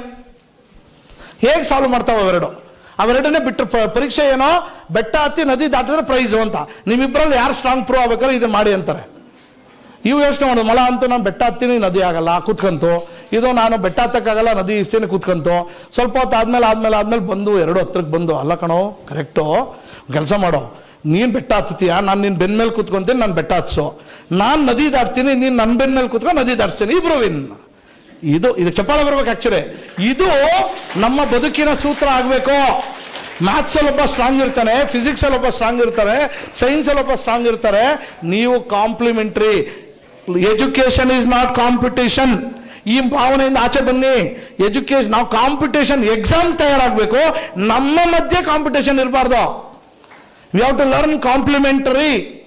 ನನ್ನ ಶಕ್ತಿ ಅವನು ಕೊಟ್ಟು, ಅವನ ಶಕ್ತಿ ನಾನು ತಗೊಂಡು ಇಬ್ರು ಬೆಳೆಯೋದ್ರಲ್ಲಿ ಸಕ್ಸಸ್ ಇದೆ. ಇಲ್ಲ ಅಂದ್ರೆ ನಾನು ನೋಟ್ಸ್ ಯಾರಿಗೂ ಕೊಡಲ್ಲ, ನಾನು ಯಾರಿಗೂ ಹೇಳ್ಕೊಡಲ್ಲ ಅಂದ್ರೆ, that is why we have gone. ಅಲ್ಲೇ ನಾವು ಸೋತಿರೋದು. ದಯವಿಟ್ಟು ಮಕ್ಕಳಿಗೆ ನಾನು ಹೇಳ್ತಾ ಇರೋದು, start learning complementary, start sharing, because the best way to learn is to teach. ಗೊತ್ತಾ ನಿಮ್ಗೆ ಈ ಸೀಕ್ರೆಟ್? ಗೊತ್ತಿಲ್ಲ ಎಷ್ಟೊಂದು ಜನಕ್ಕೆ. ನಾನು ಯಾಕೆ ಮಾತಾಡ್ತೀನಿ ಗೊತ್ತಾ? ಅದು ನನಗೆ ಪಾಠ. ಈ ಎಲ್ಲ ಕಥೆಗಳು ನನಗೆ ಅನ್ವಯಿಸ್ತೋ, ನಾನು ಹುಷಾರಾಗಿರ್ಬೇಕು. ನಿಜವಾಗಿ ನಾನು ಎಷ್ಟು ನನ್ನ ಮಗ ಕೇಳಿ, I have to learn. It is not that ನಾನೇನೋ ಬ್ರಹ್ಮಜ್ಞಾನಿ, ನಾನೇನೋ ಮಹಾಪುರುಷ, ತೂ ಅವು ಯಾವಿಲ್ಲ ರೀ. ನಾನು ನಿಮ್ಮೊಳಗಿನೊಬ್ಬ. ನಾನು ಏನಕ್ಕೆ ಆಗಾಗ ಬಂದು ಮಾತಾಡ್ತೀನಿ ನಿಮ್ಮಂಥವ್ರ ಹತ್ರ ಅಂದರೆ, ಅದು ನನಗಾದರೂ ಪಾಠ ಆಗಿ ಉಳಿಬೇಕು ಅಂತ. ಯಾಕಂದರೆ best way to teach learn is to teach. ಹಾಗಾಗಿ ಪ್ಲೀಸ್ ಅಂಡರ್ಸ್ಟ್ಯಾಂಡ್, ನೀವು ಯಾರಾದರೂ ಸಕ್ಸಸ್ ಆಗಬೇಕು ಅಂದರೆ ನಿಮ್ಮ ಪಕ್ಕದವ್ರಿಗೆ ಯಾರಿಗೆ ಅರ್ಥ ಆಗಿರಲ್ಲ ಅವ್ರಿಗೆ ಎಕ್ಸ್ಪ್ಲೈನ್ ಮಾಡಿ. ನಿಮ್ಗೆ ಅದು ಇನ್ನು ಲೈಫಲ್ಲಿ ಮರೆಯಲ್ಲ. ನಿಮ್ಗೆ ಜ್ಞಾಪಕ ಇರ್ಬೇಕು ನೋಡಿ, ಯಾರಾದರೂ ನಾವು ಹೇಳ್ಕೊಟ್ರೆ ನಮ್ಗೆ ಜ್ಞಾಪಕ ಇರ್ತದೆ. ನಾವು ಯಾರಿಗಾರ ಹೇಳ್ಕೊಟ್ಟಿದ್ರೆ ಯಾವುದೋ ಒಂದು ನಮ್ಗೆ ಜ್ಞಾಪಕನೇ ಇರ್ತದೆ. ಹಾಗಾಗಿ ಕೊನೆ ಮಾತು, ತಾಯಂದ್ರು ಬಂದಿದ್ದೀರಿ, ಎಲ್ಲ ಇದ್ದೀರಿ. ಮಾಸ್ಟರ್ ಶೆಫ್ ಅಂತ ಒಂದು ಕಾರ್ಯಕ್ರಮ ಬರುತ್ತೆ. ಅಡಿಗೆಗೆ ನಮ್ಮ ಮಗುನ ಕಳಿಸ್ಬೇಕು ಅಂದರೆ, ಟಾಪರ್ ಆಗಬೇಕು ಅಡಿಗೆಯಲ್ಲಿ ಅಂದರೆ, ತರಕಾರಿ ಯಾವುದು, ಬೆಳ್ಳುಳ್ಳಿ ಯಾವುದು, ಈರುಳ್ಳಿ ಯಾವುದು, ಕರಿಬೇವಿನ ಸೊಪ್ಪು ಯಾವುದು ಅಂತ ಗೊತ್ತಿಲ್ಲದೆ ಕಳ್ಸೋಕ್ಕಾಗತ್ತಾ? ಈರುಳ್ಳಿ ಕಟ್ ಮಾಡೋಕ್ಕೆ ಬರಲ್ಲ, ಮೆಣಸಿನ್ಕಾಯಿ ಕಟ್ ಮಾಡೋಕ್ಕೆ ಬರಲ್ಲ, ನಾವು ಡೈರೆಕ್ಟಾಗಿ ಮಾಸ್ಟರ್ ಶೆಫ್ ಕಳ್ಸೋಕ್ಕಾಗತ್ತಾ? ಇವತ್ತು ನೀಟ್ ಎಕ್ಸಾಮ್ ಅಕಾಡೆಮಿಗಳು ಅದೇ ಆಗಿರೋದು. ಅವ್ರು ನಿನಗೆ ಕಟ್ ಮಾಡೋದು ಗೊತ್ತಾ, ತರಕಾರಿ ಡಿಫ್ರೆನ್ಸ್ ಗೊತ್ತಾ, ಇದು ಹಣ್ಣ ಇದು ಇಲ್ವಾ, ಟೊಮೆಟೊ ಹಣ್ಣಾಗಿದೆ ಕಾಯಾಗಿದೆ ಏನು ಕೇಳ್ತಾ ಇಲ್ಲ. ಕಮ್ ಅಡುಗೆ ಮಾಡೋದು ಹೇಳ್ಕೊಡ್ತೀನಿ ಅಂತಾರೆ, ಕುಯ್ಯಿರಿ ಅಂತಾರೆ, ಎಲ್ಲ ಅಂತಾರೆ, ಕೊನೆಗೆ ಅದು ಗೋವಿಂದ. ನಾವುಗಳೆಲ್ಲ ಎಂತೆಂಥವ್ರು ಅಂದರೆ, ಇವತ್ತು ಹೆಸರುಗಳು ಹೇಳ್ಬಾರ್ದು, ಟಾಪ್ ಕಂಪನಿಗಳು ನಮಗೆ 3 ಕೋಟಿ ವರ್ಷಕ್ಕೆ ಆಫರ್ ಮಾಡ್ತಾ ಇದ್ದಾರೆ. ಹೋಗಲ್ಲ ಅದರಿಂದ ನಾವು. ಯಾಕಂದರೆ ನಾವು will be creating wrong people there. ಭ್ರಮೆ ಹುಟ್ಟಿಸ್ತಾ ಇರ್ತೀವಿ. ಅಲ್ಲಿ ಬಂದಿರೋರು ಎಲ್ಲರಿಗೂ ನಾನು ಡಾಕ್ಟರ್ ಆಗ್ತೀನಿ ಅಂತ ಅನ್ಕೊಂತಾನೆ ಇರ್ತಾರೆ ನಾವು. ಬಟ್ ಆಗಲ್ಲ, ಅದು ನಮಗೂ ಗೊತ್ತಿದೆ. ಯಾಕಂದರೆ ಸೀಟ್ಗಳು ಕಮ್ಮಿ ಇದೆ, ಅಷ್ಟು ಜನ ಆಗೋದಿಲ್ಲ. ಅಂಥದಕ್ಕೆ ನಾವು ಅದಕ್ಕೆ ನಾನು ನನ್ನ ಜೀವನ ಬಹಳ ಇನ್ಸ್ಪೈರ್ ಆದಂಥ ಒಂದು ಮಾತು ಶಿವಕುಮಾರ ಸ್ವಾಮೀಜಿಗಳು, ಸಿದ್ಧಗಂಗಾ ಮಹಾಪುರುಷರು, ಸಿದ್ಧಗಂಗಾ ಮಠಾಧೀಶರು ಹೇಳಿದಂಥ ಮಾತು. ಅವ್ರು ಹೇಳೋದು, ನೀವು ಬೇಯಿಸುವ ಅನ್ನದ ನೀರು ನಿಮ್ಮ ಬೆವರಿನ ಹನಿಯಾಗಿರಬೇಕೇ ಹೊರತು ಇನ್ನೊಬ್ಬರ ಕಣ್ಣೀರಾಗಿರಬಾರದು. ನಾವು ಇನ್ನೊಬ್ಬರ ಕಣ್ಣೀರಲ್ಲಿ ಅನ್ನ ತಿಂದರೆ ಅದು ನಮ್ಗೆ ಅರಗ್ತದೇನ್ರಿ? ನಾನು ಆ ಫಿಲಾಸಫಿಯಲ್ಲಿ ಇದ್ದವನೇ. ನಮ್ಮ ಅಪ್ಪ MLA ಆಗಿರ್ಬೋದು, ನಾನು IAS ಆಗಿರ್ಬೋದು. ನನ್ನ ದುಡಿಮೆ, ನಾನು ಜನಗಳು ಸ್ಪಂದಿಸಿ ಒಂದಷ್ಟು ಜನಕ್ಕೆ ಖುಷಿ ಕೊಟ್ಟು, ಒಂದಷ್ಟು ಜನಕ್ಕೆ ಮನಸ್ಸು ತೃಪ್ತಿ ಕೊಟ್ಟು, ಒಂದಷ್ಟು ಜನಕ್ಕೆ ಮೂರ್ತಿಜಿ ಆಯಾರಾಮ್ ಲೋಂಕ ಕುಚ್ತೋ ಪ್ರಾಬ್ಲಮ್ ಸಾಲ್ವ, ನಮ್ಗೊಂದು ಸ್ವಲ್ಪ ಏನೋ ಅರ್ಥ ಆಯಿತು, ನಮ್ಗೇನೋ ಒಂಚೂರು ಏನು ಕಸಿವಿಸಿ ಇತ್ತು, ಒಂಚೂರು ಸೂರ್ಯನಿಗೆ ಮೋಡ ಮುಚ್ಕೊಂಡಿರುತ್ತೆ, ಸೂರ್ಯ ಇಲ್ಲ ಅಂತಲ್ಲ, ಆ ರೀತಿ ನಮಗೆಲ್ಲ ಆಗಿರ್ತದೆ. ಪಾಪ ನಮ್ಮ ತಪ್ಪಲ್ಲ. ಇವತ್ತಿನ ಒತ್ತಡ ಜೀವನ, ದುಡಿಬೇಕು, ಅಪ್ಪ ಅಮ್ಮ ಇಬ್ರು ದುಡಿಬೇಕು. ಇವತ್ತು ಒಂದಿನ ಸಾರ್ 8 ದಿನಕ ಕೂಲಿಗಯ, ಇವತ್ತಿನ ಕೆಲಸ ಹೋಯ್ತು ಇರ್ಬೋದು. ಅದೆಲ್ಲವಕ್ಕೂ ಕ್ಷಮಾಪಣೆ ಇರಲಿ. ಆದರೆ ನಿಮ್ಮ ಒಬ್ಬ ಬ್ರದರ್ ನರಸಿಂಹಮೂರ್ತಿ ಅನ್ನೋರು ಇವತ್ತು ಬಂದಿದ್ದು, ನಿಮಗೆ ಮಾತಾಡಿದ್ದು, ಪ್ರಗತಿ ಸ್ಕೂಲ್ ಹೇಳ್ತಾ ಇರೋದು ಏನು ಅಂದರೆ, ನೀವು ಬದಲಾಗಿ ಮಕ್ಕಳನ್ನು ಬದಲಾಯಿಸಿ, ಆಗ ಮಾತ್ರ ಕಂಬೈನ್ಡ್ ಎಫರ್ಟಲ್ಲಿ ಸಾಧನೆ ಮಾಡೋಕ್ಕೆ ಸಾಧ್ಯ. ನಾವೆಲ್ಲ ಆ ಫಿಲಾಸಫಿಗಳಲ್ಲಿ ಬದುಕಿದವ್ರೆ. ಯಾಕಂದರೆ ಇನ್ನೊಬ್ಬರಿಗೆ ತೊಂದರೆ ಕೊಟ್ಟು ಬಂದಿದ್ದು ನಮ್ಮ ಹತ್ರ ಉಳಿಯಲ್ಲ. ಹಾಗಾಗಿ ನಾವು ಹಣದಿಂದ ಹೋಗೋರೇ ಅಲ್ಲ. ಹಣ ಬರುತ್ತದು ನಮ್ಗೆ ಎಷ್ಟು ಬೇಕೋ ಭಗವಂತ ಕೊಡ್ತಾನೆ. ಅವನ ಲೆಕ್ಕಾಚಾರ ಏನೇನೋ ಇದೆ. ಹಣ ಒಂದೇ ರೀತಿಯಲ್ಲಿ ಬರಬೇಕಾ? ನಾನು ಎಷ್ಟೊಂದು ಜನ ಮಹಾಲಕ್ಷ್ಮಿ ಪೂಜೆ ಮಾಡಿಬಿಡ್ತಾರೆ. ಬೇರೆ ಇದರಲ್ಲಿ ಧರ್ಮ ಏನಿಲ್ಲ, ತಪ್ಪು ತಿಳ್ಕೊಬಿಡಿ. ಮಹಾಲಕ್ಷ್ಮಿ ಪೂಜೆ ಮಾಡಿಬಿಡ್ತಾರೆ. ನಮ್ಮ ಫ್ರೆಂಡ್ಸ್ ಎಲ್ಲ ಫೋಟೋ ಹಾಕ್ಬಿಡ್ತಾರೆ. ಏನು ಎಲ್ಲ ಒಡವೆ ಎಲ್ಲ ಇಟ್ಟು, ಅದೇ ವರಮಹಾಲಕ್ಷ್ಮಿಗೆಲ್ಲ ದೊಡ್ಡ ಟ್ರೆಂಡ್ ಅದು. ಫೋಟೋ ಹಾಕ್ಬಿಡ್ತಾರೆ. ನಾನು ಫೋನ್ ಮಾಡ್ತಾರೆ, ಅಣ್ಣ ಪೂಜೆ ಮಾಡಿದೆ ಅಣ್ಣ, ನಿಮ್ಮ ಆಶೆ ಕೇಳ್ಕೊಂಡಮ್ಮ ದೇವ್ರ ಹತ್ರ. ಹ್ಞೂ ಅಣ್ಣ, ಏನು ಕೇಳ್ಕೊಂಡೆ ಅಂತ. ಇನ್ನೇನು ಕೇಳ್ತೀವಣ್ಣ ಮಹಾಲಕ್ಷ್ಮಿ ಹತ್ರ, ಕಟ್ಟುಗಳು ಅವು ಇವು ಅಂತ. ಅಲ್ಲಮ್ಮ ಅಷ್ಟಲಕ್ಷ್ಮಿ ಅಂತ ಒಂದು ಇದೆ, ಕೇಳಿದ್ಯಾ ಅಂತ. ಹೌದಾ ಅಣ್ಣ ಅಂದರು. ಆರೋಗ್ಯ ಲಕ್ಷ್ಮಿ ಇದೆ, ಐಶ್ವರ್ಯ ಲಕ್ಷ್ಮಿ ಇದೆ, ಸಂತಾನ ಲಕ್ಷ್ಮಿ ಇದೆ, ಧೈರ್ಯ ಲಕ್ಷ್ಮಿ ಇದೆ. ಇದ್ಯಾವುದು ಬೇಡವಾ ಅಂದೆ. ಇವತ್ತು ಎಷ್ಟೊಂದು ಜನ ಫುಲ್ ಕಟ್ಟುಗಳಿದೆ, ಸಂತಾನ ಇಲ್ಲ. ಬೇಡವಾ ಭಾಗ್ಯ? ಎಷ್ಟೊಂದು ಜನಕ್ಕೆ ಬಂಗ್ಲೆಗಳಲ್ಲಿದ್ದಾರೆ, ಗನ್ಮೆನ್ ಇಟ್ಕೊಂಡು ಓಡಾಡ್ತಾರೆ, ಧೈರ್ಯ ಲಕ್ಷ್ಮಿ ಇಲ್ಲ.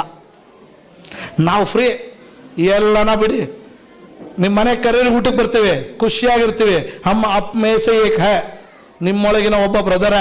ಬಟ್ ನಾನು ಇವತ್ತು ಇಲ್ಲಿ ಯೋಚನೆ ಮಾಡ್ತಾ ಇರೋದೇನೆಂದರೆ, ನಾನು ಇಷ್ಟೊತ್ತು ಮಾತಾಡಿದ್ರಲ್ಲಿ, ನಾನು ಚೆಲ್ಲಿದ ಒಂದಷ್ಟು ಬೀಜಗಳಲ್ಲಿ 2-3 ಮೊಳಕೆ ಹೊಡೆದ್ರು ಕೂಡ ನನಗೆ ಸಾರ್ಥಕ ಅನಿಸುತ್ತೆ. ನಾನು ಮಾತಾಡಿದ್ದು ಸಾರ್ಥಕ ಆಗುತ್ತೆ. ನೀವು ಮನೆಗೆ ಹೋದಾಗ ಮೂರ್ತಿ ಬೋಲಾ ಇದು ಹೇಳಿದ್ರು ಅಂತ ನೀವು ಜ್ಞಾಪಿಸ್ಕೊಂಡ್ರೆ ನನ್ನ ಇವತ್ತಿನ ಈ ವಿಸಿಟ್ ಸಾರ್ಥಕ ಅನ್ಕೊಳ್ತೀನಿ. ನಾನು ಹೇಗೆ ಅಂದ್ರೆ, ನಾವೆಲ್ಲ ವಿದ್ಯಾಸಂಸ್ಥೆಗಳು ಹೇಗೆ ಅಂದ್ರೆ, ನಾವು ರಿಕ್ವೆಸ್ಟ್ ಮಾಡಿದ್ದು, ನಾವು ಈಗ ಎಲ್ಲೋ ಒಂದು ಕಡೆ ಆಕಸ್ಮಿಕವಾಗಿ ಭೇಟಿ ಮಾಡಿದ್ದು. I said I will come ಅಂತ. ಯಾಕೆಂದರೆ ನಾನು ಯಾವಾಗಲೂ ಅದನ್ನ ಹೇಳೋದು, ನಿಮ್ಗೆ ಯಾವ ಭಾಳ ಇಂಪಾರ್ಟೆಂಟ್. ನನ್ನ ಫ್ರೆಂಡ್ಸ್ ಎಲ್ಲ ಇರ್ತಿರ್ತಾರೆ, ನಾವು ಹಾಕುವ ಬಟ್ಟೆ, ನಾವು ಓಡಾಡುವ ಗಾಡಿ, ನಾವು ಹಾಕುವ ಒಡವೆ, ನಾವಿರುವ ಮನೆ, ಇದು ಯಾವುದರಿಂದ ಬರುವ ಗೌರವ ಅಲ್ಲ. ನಾವು 10 ಜನದ ಜೊತೆ ಬೆರೆತು ನಾವು ಬಿಟ್ಟು ಹೋಗುವ ನೆನಪುಗಳೇ ಗೌರವ. ನೀವು ನರಸಿಂಹಮೂರ್ತಿ ಬಂದಿದ್ರಿಂದ ನಮ್ಗೊಂದು ಸ್ವಲ್ಪ ಇದಾಯ್ತು ಅಂದ್ಕೊಂಡ್ರೆ ನನಗೆ ಅದು ಸಾರ್ಥಕ, ಅದೇ ದೊಡ್ಡ ಗೌರವ. ಮಿಕ್ಕಿದ್ದು ಯಾವುದು ಇಲ್ಲ ರೀ, ಯಾವುದು ಉಳಿಯಲ್ಲ. ಎಂತೆಂಥವ್ರು ಅದು ರಾಜ್ಕುಮಾರ್ ಹೇಳಿಲ್ವಾ, ಮೀಸೆ ಸಿರುವಿ ಮೆರೆದವರೆಲ್ಲ ಮಣ್ಣಾದರು, ಕೋಟೆ ಕಟ್ಟಿ ಮೆರೆದವರೆಲ್ಲ ಮಣ್ಣಾದರು. ಇತಿಹಾಸ ಯಾರಿಗೂ ಏನು ಶಾಶ್ವತ ಅಲ್ಲ. ನಾವು ನಂಬೋದು ಡಿ ವಿ ಗುಂಡಪ್ಪನವರು ಇದೇ ಸರ್ಕಾರಿ ಶಾಲೆಗಳಲ್ಲಿ ಓದ್ದವರು ಮಹಾಪುರುಷರು. ಅವರು ಹೇಳಿದಂಥ ಒಂದೇ ಒಂದು ಮಾತು, ಫಲಮಾಗು ಟಮಟೆಗಳ ಸದ್ದಿಲ್ಲ. ಪ್ರತಿದಿನ ಗಿಡಗಳಲ್ಲಿ ಹಣ್ಣು ಆಗ್ತಾ ಇರುತ್ತೆ, ಅದು ನಾನು ಬರ್ತಾ ಇದ್ದೀನಿ, ನನ್ನಿಂದ ನೀವೆಲ್ಲ ಬದುಕ್ತಾ ಇದ್ದೀನಿ ಅಂತ ಹೇಳ್ಕೊಂಡ್ ಬರುತ್ತಾ? ಫಲ ಮಾಗೋದ್ರಲ್ಲಿ ಟಮಟೆಗಳ ಸದ್ದಿಲ್ಲ ಅಲ್ವಾ? ಹೂವು ಚಿಗುರೋದ್ರಲ್ಲಿ ತುತ್ತೂರಿಯ ದನಿ ಇಲ್ಲ. ನಾನು ಬಂದಿದ್ದೀನಿ, ಸುಗಂಧ ಬೀರ್ತಾ ಇದ್ದೀನಿ ಅಂತ ಹೇಳ್ತಾ ಹೂವು ಅರಳೋದ್ರಲ್ಲಿ ತುತ್ತೂರಿಯ ದನಿ ಇಲ್ಲ, ಹೌದಲ್ಲ? ಬೆಳಕೀವ ಸೂರ್ಯ ಚಂದ್ರದೊಂದು ಸದ್ದಿಲ್ಲ. ಪ್ರತಿದಿನ ಸೂರ್ಯ ಬರ್ತಾನೆ, ನನ್ನಿಂದ ನೀವು ಬದುಕಿದ್ದೀರಿ ಅಂತ ಯಾವತ್ತಾನ ಹೇಳ್ತಾನ? ನಾನು ಬರ್ದೇ ಇದ್ರೆ ನೀವು ಸತ್ತೋಗ್ತೀರಿ ಅಂತ ಹೇಳ್ತಾನ? ಬೆಳಕೀವ ಸೂರ್ಯ ಚಂದ್ರದೊಂದು ಸದ್ದಿಲ್ಲ, ಒಲಿ ನಿನ್ನ ತುಟಿಗಳನ್ನು ಮಂಕುತಿಮ್ಮ ಅಂತ ಹೇಳ್ತಾರೆ. ನಾವು ಹಾಗೆ ಬದುಕಿದವರು. ನಾವು ಅಂತ ಯಾವತ್ತು ಹೇಳ್ಕೊಳ್ಳೋ ಅದು ಉಳಿಯೋದು ಇಲ್ಲ. ನಾವು ಮಾಡಿದ್ದು 10 ಜನಕ್ಕೆ ಪ್ರಯೋಜನ ಆಗಿದ್ರೆ, 10 ಜನಕ್ಕೆ ಸ್ಫೂರ್ತಿ ತಂದಿದ್ರೆ ನಮ್ಮ ಬದುಕು ಸಾರ್ಥಕ. ಆ ರೀತಿ ಬದುಕಿದವರು. ಹಾಗಾಗಿ ನಾವುಗಳು ಹಾಗೆ ಇರೋಣ, ಸಣ್ಣದರಲ್ಲಿ ಬದಲಾಗೋಣ, ಮಕ್ಕಳಿಗೆ ಭವಿಷ್ಯವನ್ನು ಕಟ್ಟೋಣ. ನಾವು ಮತ್ತೆ ಈ ಶಾಲೆಗೆ ಬರ್ತೀವಿ, ನಿಮ್ಮ ಮಕ್ಕಳ ಭವಿಷ್ಯಕ್ಕೆ ನಾವು ಇದ್ದೀವಿ. ಆದರೆ ಅವರು ನಾವು ಬಯಸಿದಂಥ ವಿದ್ಯಾರ್ಥಿಗಳಾಗಬೇಕು. ನಾವು ಹೇಳಿದಂಥ ಕಷ್ಟಪಡುವ ಇಲ್ಲಿ ರಗ್ಬಿ ಕಲ್ಚರ್ ಇಲ್ಲ. ಈಗ ಎಲ್ಲ ಪಕ್ಕದವ್ರು ಆಡ್ತಿದ್ರೆ rugby, but it are different. ವಿಶೇಷವಾಗಿ ಯೋಚನೆ ಮಾಡಿದ್ರು, ನಾನು ಏನೋ ಸಪ್ರೇಟ್ ಆಗಬೇಕು ಅಂತ. ಅದನ್ನು ದಾರಿ ಹುಡುಕಿದ್ರು. ಇಲ್ಲೆಲ್ಲ ರಗ್ಬಿ ಕ್ಲಬ್ಬೇ ಇಲ್ಲ. ಇಲ್ಲಿರೋದೇ hockey club, cricket club, football club. Rugby ಎಲ್ಲಿದೆ ಹುಡ್ಕೊಂಡು ಹೋದ್ರು. ಹುಡುಕಾಟದಲ್ಲಿ ಅದನ್ನು ಪಡೆದು ಈ ದೇಶವನ್ನ 42 ಬಾರಿ ರೆಪ್ರೆಸೆಂಟ್ ಮಾಡಿ ಕಾಮನ್ವೆಲ್ತ್ ಅಲ್ಲಿ ಆಡಿದ್ದಾರೆ, ಇಂಟರ್ನ್ಯಾಷನಲ್ ಗೇಮ್ಸ್ ಅಲ್ಲಿ ಆಡಿದ್ದಾರೆ, travelled all over the world. ಸಾಮಾನ್ಯ ಅಲ್ಲ. ಡೋಂಟ್ ಯು ಥಿಂಕ್ ಅದು we must give a big round of applause. But ಏನಂದ್ರೆ ವಿರಾಜಪೇಟೆಯಲ್ಲಿ ಹುಟ್ಟಿದಂಥ ಒಬ್ಬ ಸಾಮಾನ್ಯ ಹುಡುಗ ಎಲ್ಲವಂತ ಅವನು ಹಾಕಿ ಕಡೆ ಹೋಗ್ಬೋದಿತ್ತು, ಎಲ್ಲವಂತ ಅವರು ಕೂಡ ಇದಾಗ್ಬೋದಿತ್ತು. ಬಟ್ ಅವರಲ್ಲಿ ಏನೋ ಒಂದು ವಿಶೇಷ ಆಲೋಚನೆ ಬಂತಲ್ಲ, ಅದಕ್ಕೆ ಇವತ್ತು ಅವರು ವಿಶೇಷ ವ್ಯಕ್ತಿ ಕೂತಿದ್ದಾರೆ. ಇದಕ್ಕಿಂತ ಉದಾಹರಣೆ ಬೇಡ ರೀ. ಅದನ್ನೇನು ಹೇಳ್ತಾ ಇರೋದು, ನಿಮ್ಮ ಮಕ್ಕಳು ವಿಶೇಷ ಆಗಬೇಕಾ, ಅವರು ವಿಶೇಷವಾಗಿ ಆಲೋಚನೆ ಮಾಡೋದನ್ನು ಕಲಿಸಿ. ಹಾಗಾಗಿ ತಿಮ್ಮಯ್ಯ ಸರ್ಗೆ ನಾನು ವಿಶೇಷವಾಗಿ ಫಿಫಾ ವರ್ಲ್ಡ್ ಕಪ್ ನಡೀತಾ ಇದೆ, ಆ ಫುಟ್ಬಾಲ್ ನೋಡ್ತಿದ್ರೆ ರಗ್ಬಿಗೆ ಜ್ಞಾಪಕ ಬರ್ತಾ ಇರುತ್ತೆ. ಆದರೂ ಅವ್ರ ಫೀಲ್ಡ್ ಇದು, ಅವ್ರ ಲೆಕ್ಕಾಚಾರ ಗೊತ್ತಾ? ಫಿಫಾ ವಾಚಿಂಗ್ ಏನು ನೋಡ್ತಾ ಇದ್ರಿ? FIFA world cup football player. What is the definition of FIFA man? Expansion. What does FIFA means? FIFA ಅಂದ್ರೆ ಏನು? FIFA, federation of super congratulations, very good. ಹಾಗೆ ಸಣ್ಣದನ್ನು ಹುಡುಕಿ, ಸಣ್ಣದರ ಉತ್ತರ ಹುಡುಕಿ. ನಾನು ಪ್ರಗತಿ ಅಂದ್ರೆ ಏನಂತ ಹುಡುಕ್ತಾ ಇದ್ದೆ ನಾನು. ಸಾಮಾನ್ಯವಾಗಿ ಅವ್ರ ಮಕ್ಕಳ ಸಿಟ್ಟಿರ್ತಾರೆ ಅಂತ. ನೋ, ಪ್ರಗತಿ ಮೀನ್ಸ್ ಯಶಸ್ಸು, ಸಕ್ಸಸ್ಸು, ಸಾಧನೆ ಅಲ್ವಾ? ಗ್ರೋತ್, ಪ್ರಗತಿ ಹೊಂದಿದ್ರಪ್ಪ ಅಂತ ಆ ಹೆಸರಲ್ಲಿ ಇಟ್ಟಿದ್ದಾರೆ. ಹಾಗಾಗಿ ಇಲ್ಲಿ ಇರುವುದು ಮಕ್ಕಳೆಲ್ಲ ಪ್ರಗತಿ ಹೊಂದಲಿ ಅನ್ನೋದು ಆಶಯ. ಒಳ್ಳೆಯದಾಗಲಿ. Thank you.